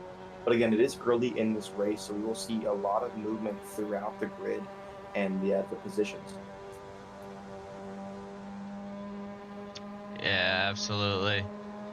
Now Patchy has, I think it's different sectors with these guys, because Patchy's been moving up and moving back and moving up and moving back.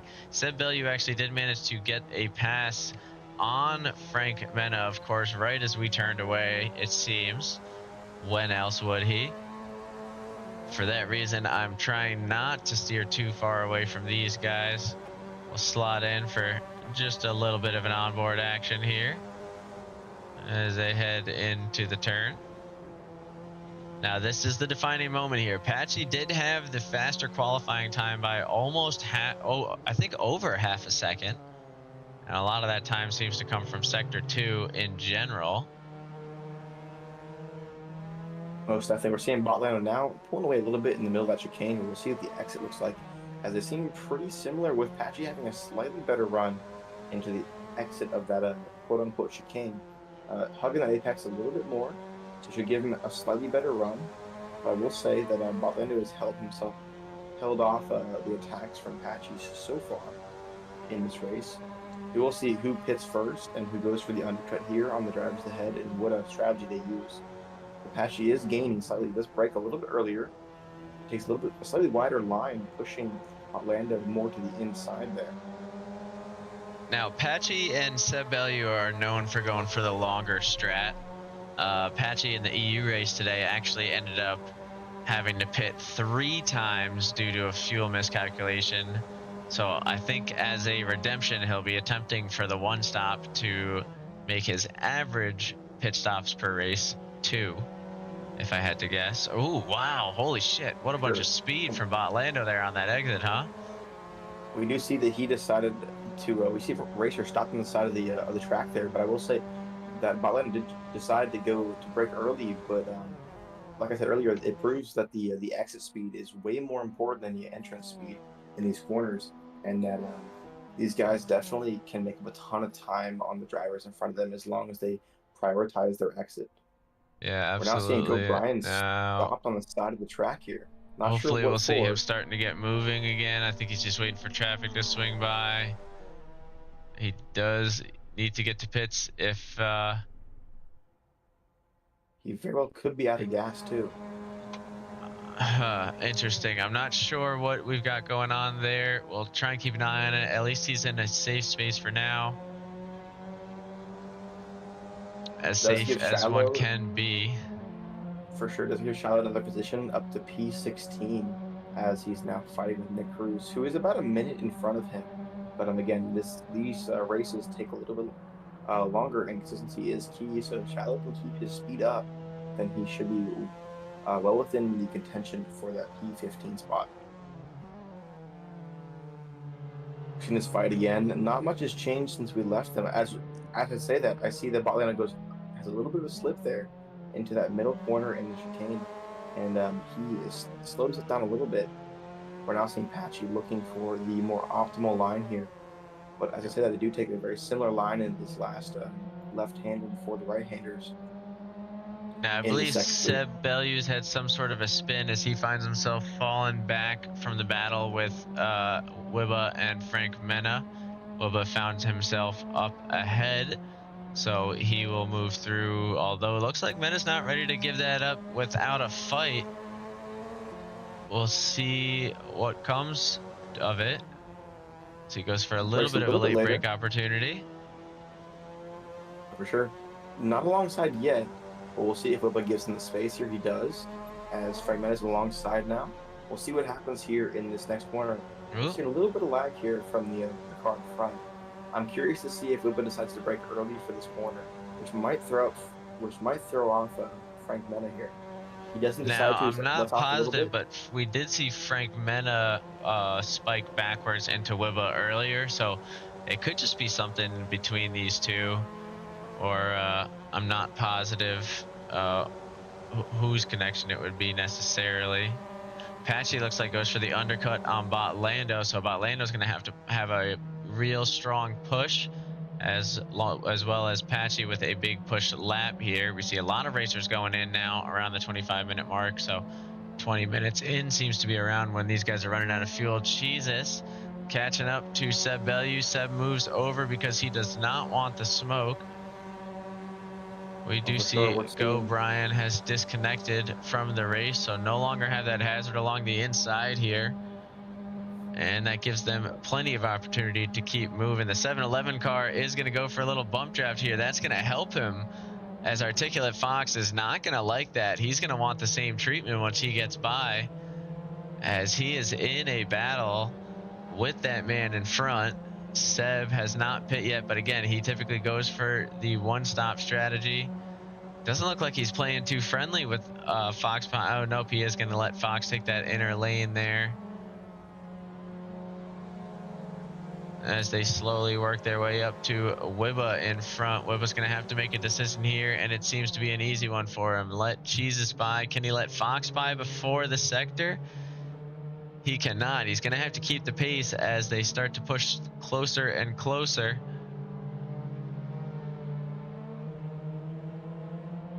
I will say traffic is one of the biggest things in endurance racing. This isn't quite an endurance race, to my standard at least. But with these longer race times, these lapped cars or cars that haven't pit yet are going to be a very big issue for a lot of these drivers. And the goal is to make it through as clean as possible.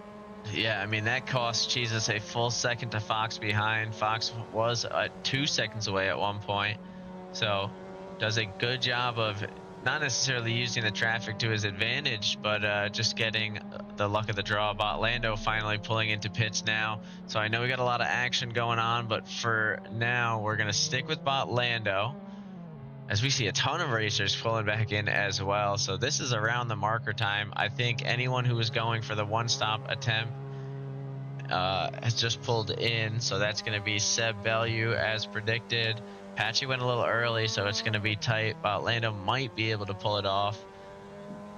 And I think Wibba will be going for it as well. So Lando is able to cover off Patchy at first, but he doesn't have the acceleration that Patchy does right away. Patchy going wide and risking one of the track violations to get within that drafting range, and the race is back on between these two.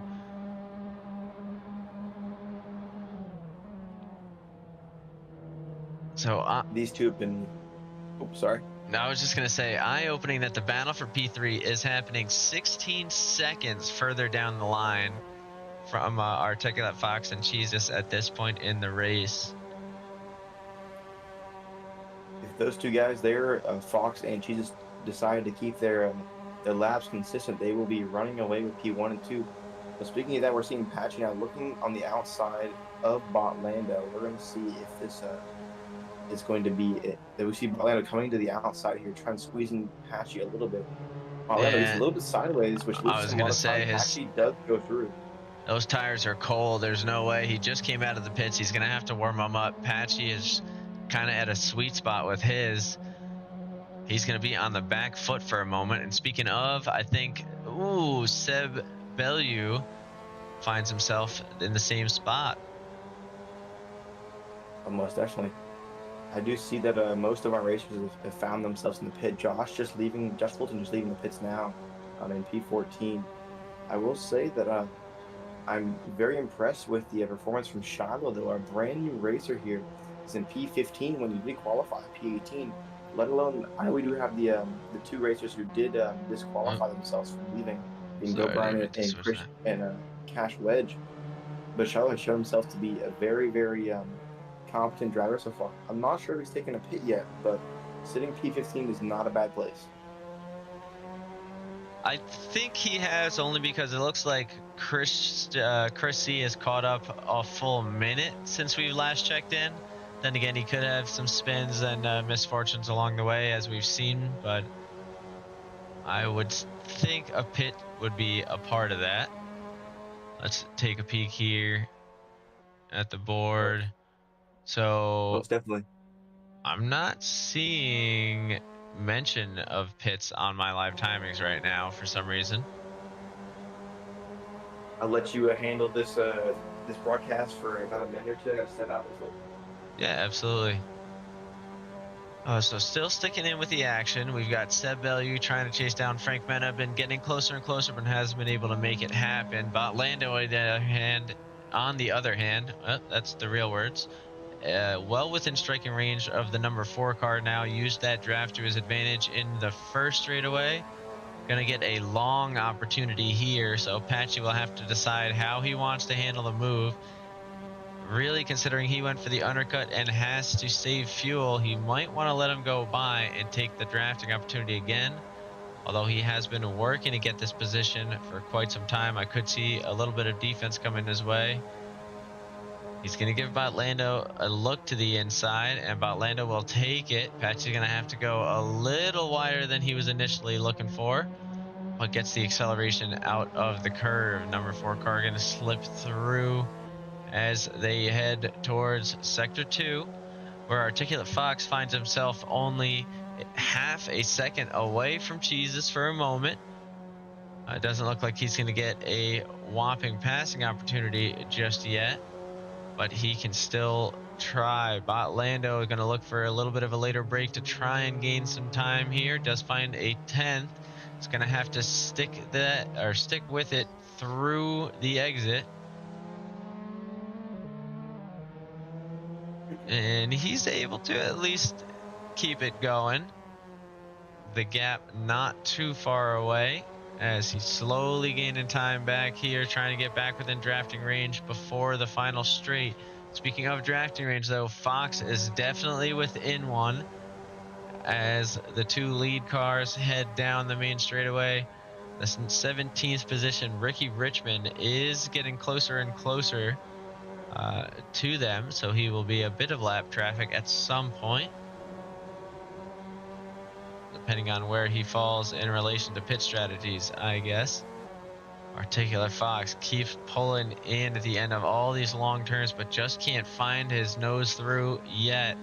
Emphasis on the yet, though. There's a lot of time and a lot of opportunities to go.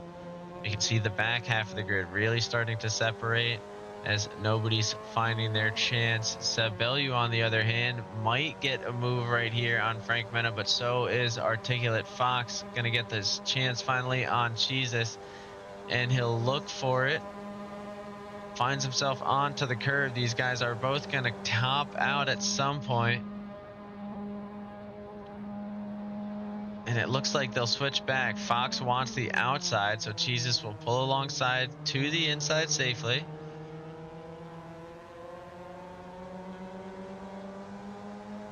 And they'll swap that position right back. Let's see if the same thing is about to go on as Frank Mena and Seb Bellew enter the same straight. Seb will have a similar opportunity as he's hanging just on the edge of the drafting range here. You can see his Delta fighting with him as he must have had a bad entrance to it. I think he's going to find himself slipping out, unfortunately, before he can make use of the opportunity. Botlando still sticking within a second of Patchy, but not close enough to make something happen. We're going to swing on back up front. Articulate Fox looking for a way through the burnout racer. So the 99 car chasing the 48. It is looking good. 15 minutes are remaining, 12 laps in. I think both of these guys are committed to a 2-stop strategy, if I'm correct. Meanwhile, the men behind, ooh, and look at that. Jesus pulls into the pits with 15 left. Oh, and he has a little bit of a collision. That's going to hurt him a ton. That is going to be a huge blow. He Austin powers himself. Oh, that is just unfortunate there. I'm not even sure what happened. I think maybe he was going for the fake, or he just lost a little bit of control. So Fox is going to get to go. Let's see where this puts him in relation to Jesus behind. Patchy and Botlando will go, so that'll at least give us a good view at the gap. It looks like 7 seconds.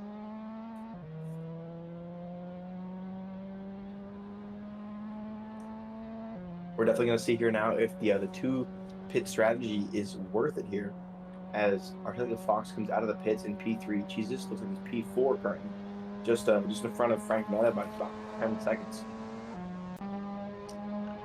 Oh man, I'm still in awe of what we just watched, but Jesus, within 7 seconds of our taking the Fox, has a lot of work to do now after a serious blunder with 15 minutes remaining. Jay does find himself getting passed by Webbo, who's going to look for another position here. Oh, actually, not a position as they come up on the lapped car of. Is that our man Shiloh? It is. So Shiloh showing proper racing etiquette, pulling alongside, letting the blue flagged cars get past cleanly. Ooh, as Jay gets a little close, but they managed to make it through. All is well. Speaking of making it through, Seb Bell, you still looking for that chance on Frank here. And now he'll finally get it, I think, as they pull alongside. He'll have to do something through this corner.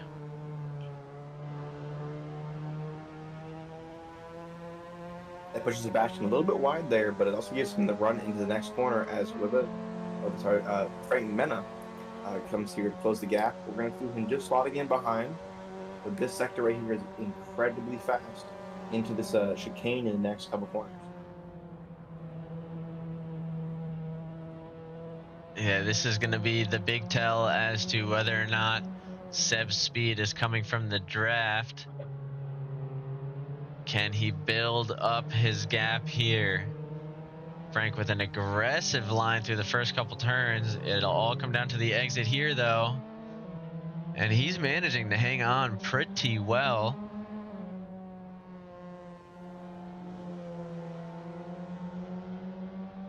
And he's sticking within the drafting range of Seb now. So these guys really are trading places.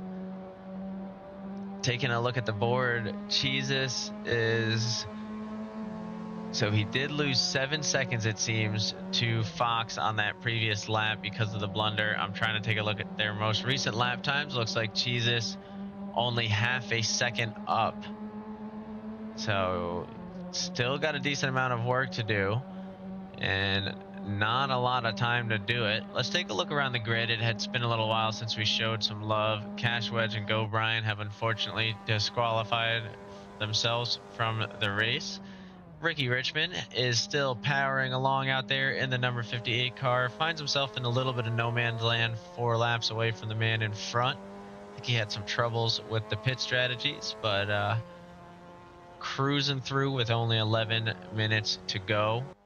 Chris C, not looking too shabby in the pinstripe car. He's made up a good amount of time to these guys in front.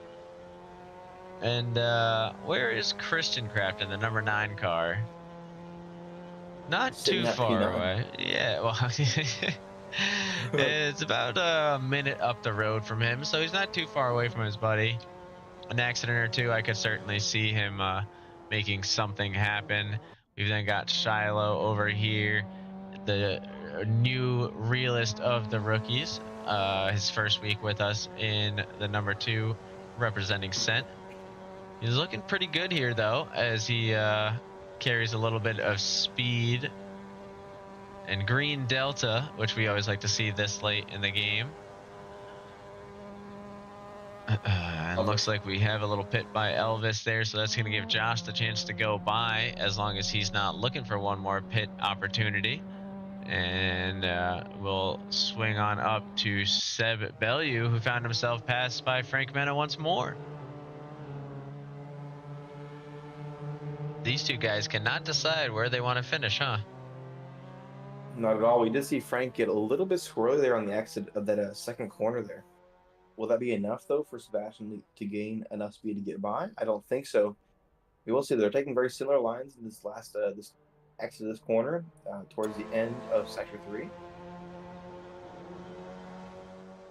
But I will say these drivers have been very consistent so far. Not too many mistakes. They've been very close so far. We're still seeing that particularly Fox and Jesus have not made their way back to P1 and 2. About 5-second gap between Fox and Orlando.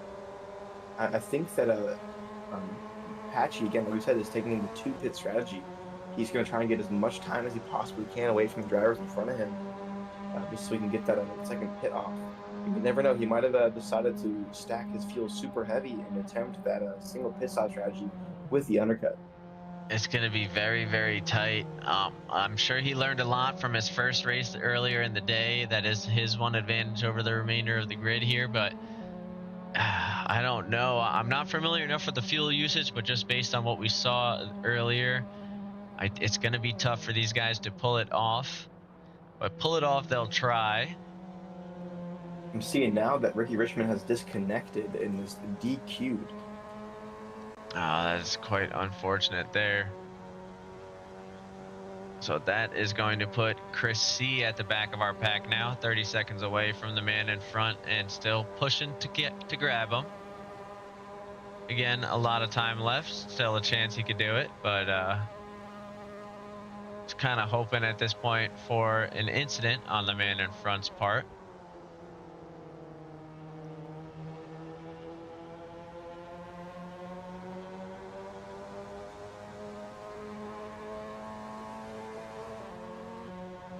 And we haven't really been bouncing around the grid too much just because this is where all the action is. Jay and Wibba definitely having a battle of their own, but Wibba's been holding that pace for some time. Same with Jesus, has not been able to make much headway on his chase for Articulate Fox following the blunder in the pits.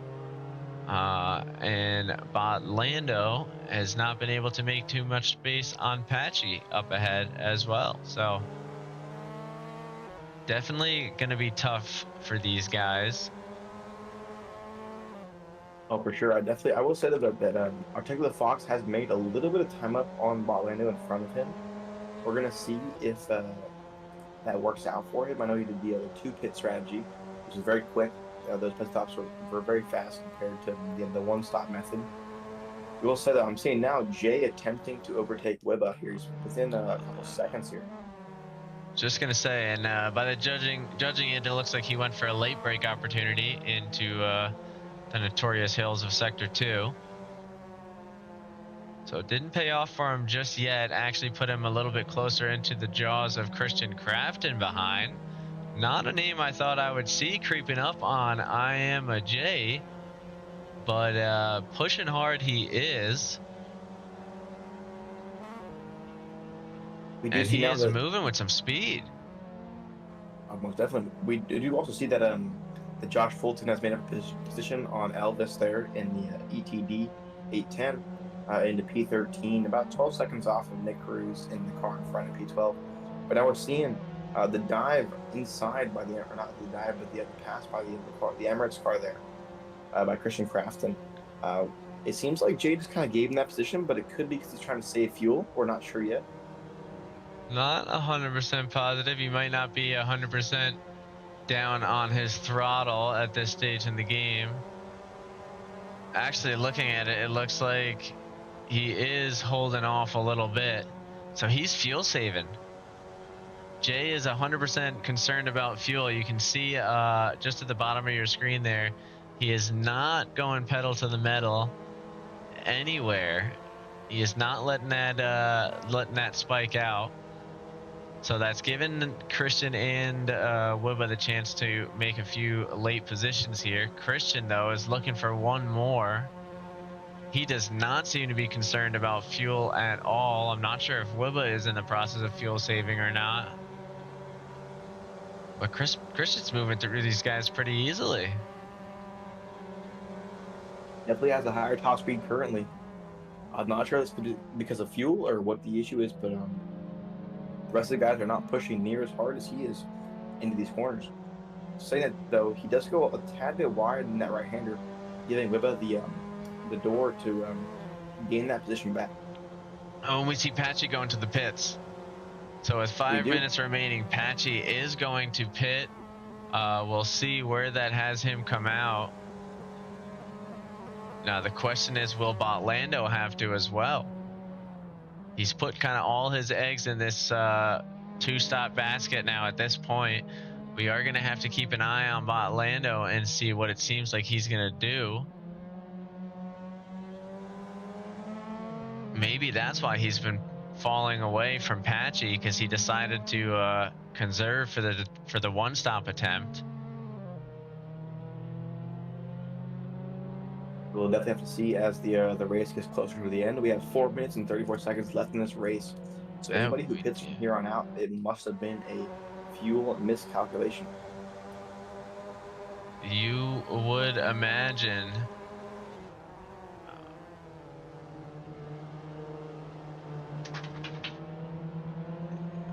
Oh, so Seb and Frank still battling it out into the last couple laps of the race.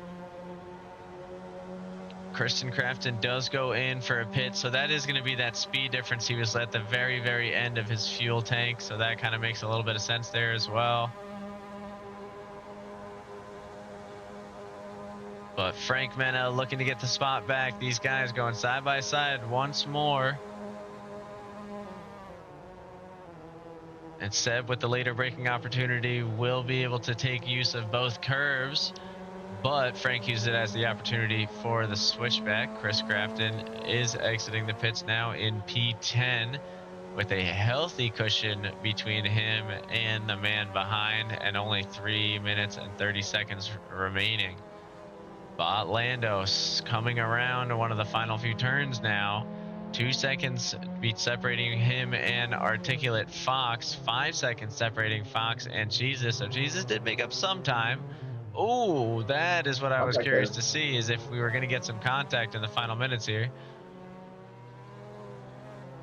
And we do. Frank is pushing hard, but it seems the Canadian might be pushing a little bit harder at this stage. And Botlando crosses the line with 2 minutes and 50 seconds left. If you ask me, that's a declaration of I have enough fuel. So does he have enough pace is the next question in that saga. Frank Mena still looking for the move in here on Seb Bellew, who decides at the last minute that he's not going to be able to make it. Oh man, Seb pulls off to the pit. He does seem to have plenty of time to cover off Wibba behind, but he won't have enough to cover off Frank. So this is where the gambles have all begun. All of these guys have now basically decided that they have enough to finish, and if they don't, it's going to be it's going to be a problem that we all get to find out together. We're going to have to keep an eye on these live timings and see who starts dropping off. Most definitely. I will say I am a J has not made too much progress. Still sitting in P8 in that initial contact towards the beginning of the race. Yeah, not too much movement there at this time, at least.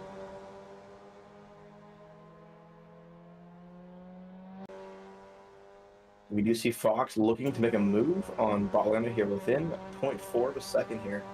We'll see if Fox can make this move here before the last minute and 25 seconds. It seems like he does have a better run through this corner. But again, like I said, this last chicane or sector is the most challenging on this racetrack. With traffic as well, this could be very detrimental to either driver, as Fox almost looks at the inside there, but doesn't decide to go for it. Still staying a little bit outside, but coming back around very close to the driver in front there. Although he's a little bit sideways, might lose a little bit of time there as Fox goes a little bit wider. But it seems like they've evened out here. And again, Fox looking inside doesn't quite get his nose in there, and Botlando closes the door. Yeah, I think Fox is biding his time here. He's also going to be wondering about the fuel game with the man in front. And he could be also just toying with him a little. He knows he's going to have one more lap to make something happen. Is he pulling off to the pits? He is. He is. So this is a massive change up here to the overall. Is that Jesus behind? It is indeed. He's within 0.3 seconds of Fox in front. 1 point, but yeah, he is not too far away. So Jesus gives himself one more shot at it. It's going to be a tough shot, but we'll see what happens. Now, the moment of truth, Botlando. Did he cover off Patchy? We see Patchy coming down the main straight there, coming down with some speed. So at the very least, Botlando's not going to have the pace to match him on turn one. Here comes Patchy as we get through. Coming through with a lot of speed, and he'll be able to use it to his advantage into this first part of the straight. And just like that, we've got two races here. I think I don't know if traffic caused an issue or what, but Fox and Cheeses now find themselves side by side in the final lap of the race here. I didn't see any bumping on the live timings board. Shiloh's going to get a front row seat to the show as our lead racers head down the front straight. Neither one wants to give each other a line through or a draft as they go diving through together.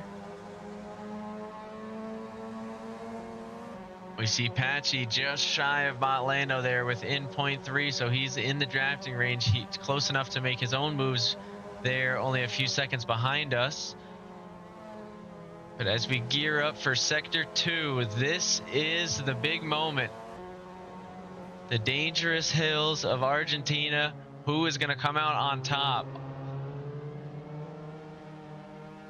Fox is going to take it off the back foot, try and focus on his exit here and get the run in. He is staying within drafting range. Looks like Patchy opting for a similar opportunity. I don't want to miss the pass, but we do have Patchy and Botlando battling it out behind as well. This is going to be tough to keep eyes on. Right now, Fox and Cheezus are the closer battle of the two, so we're going to follow them through to the end. But that does not mean it's over for Patchy. It might mean it's over here for Fox, though, as that draft is not enough to pull him in. He is 0.3 seconds away on the last lap, and it looks like Cheezus in the 48 car is going to take it over the 99. However, the number 4 car is looking to make it happen here. He's trying to figure out how to do what Fox couldn't and get a better run into the final turn. Looks like he's found a little bit more speed as his time starts to come down, but not going to be enough to catch up either. Man, that was an electric finish from the top of the grid there, huh? Oh my, definitely. Super close racing there. We had 2 different fights going on. We now see this big gap between Sebastian and Patchy. The rest of the grid is pretty close, to be honest. Anywhere from about P8 to P12, it seems like we have a very big difference here. We see that we have P13 and 14 locked in as Elvis and Josh come in and across the line. We're now seeing Sebastian, though, coming across the line with Frank Mena about 15 seconds behind. He should be crossing the line very shortly, followed by Wibba and then Crafton. I will say, though, that Crafton is within the reach of getting past Wibba in these last couple corners. We're seeing them in the end of that beginning of Sector 3 here, which is one of the most difficult points on track. I will say Christian Crafton has made up a ton of time, has been extremely fast this race. We should see we could see a very big overtake opportunity here as he has a ton of time, doesn't decide to dive on him here. Decides to stay behind, looking for a little bit more speed and trying to find the exit speed out there as he does. And Wibble runs out of gas. He runs out of gas. I know that sound anywhere. Goodness. So Wibba is going to be crawling across the line, but is he going to be able to crawl across the line before Inferno gets here? Look, Inferno's going to be racing. Okay, he does. Oh, okay. So Inferno comes racing across the line there. Brett, not too far away.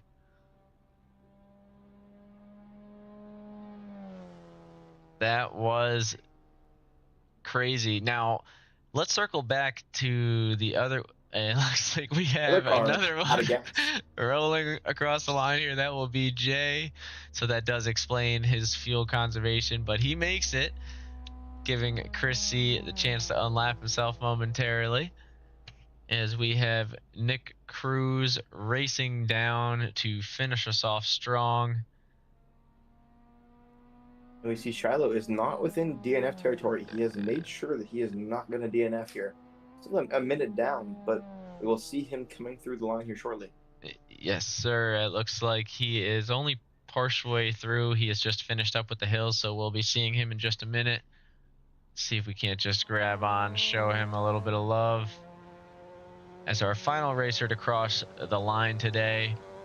A beautiful race, only 0.3 seconds separating the men up front, 0.4 separating 3 and 4. Oh, and he's not going to be able to cross within the overtime allotted amount. But he does still get the perks for finishing the race today. Well, that was an electric turnout, I'd say. Oh, for sure. Great Big racing changes at the all end of in that race all. there. Oh yeah, that's for sure. But looks like we got a little bit of a break. This Friday we do have a GT3 season, and then the endurance race is the big one. So see you guys for that one.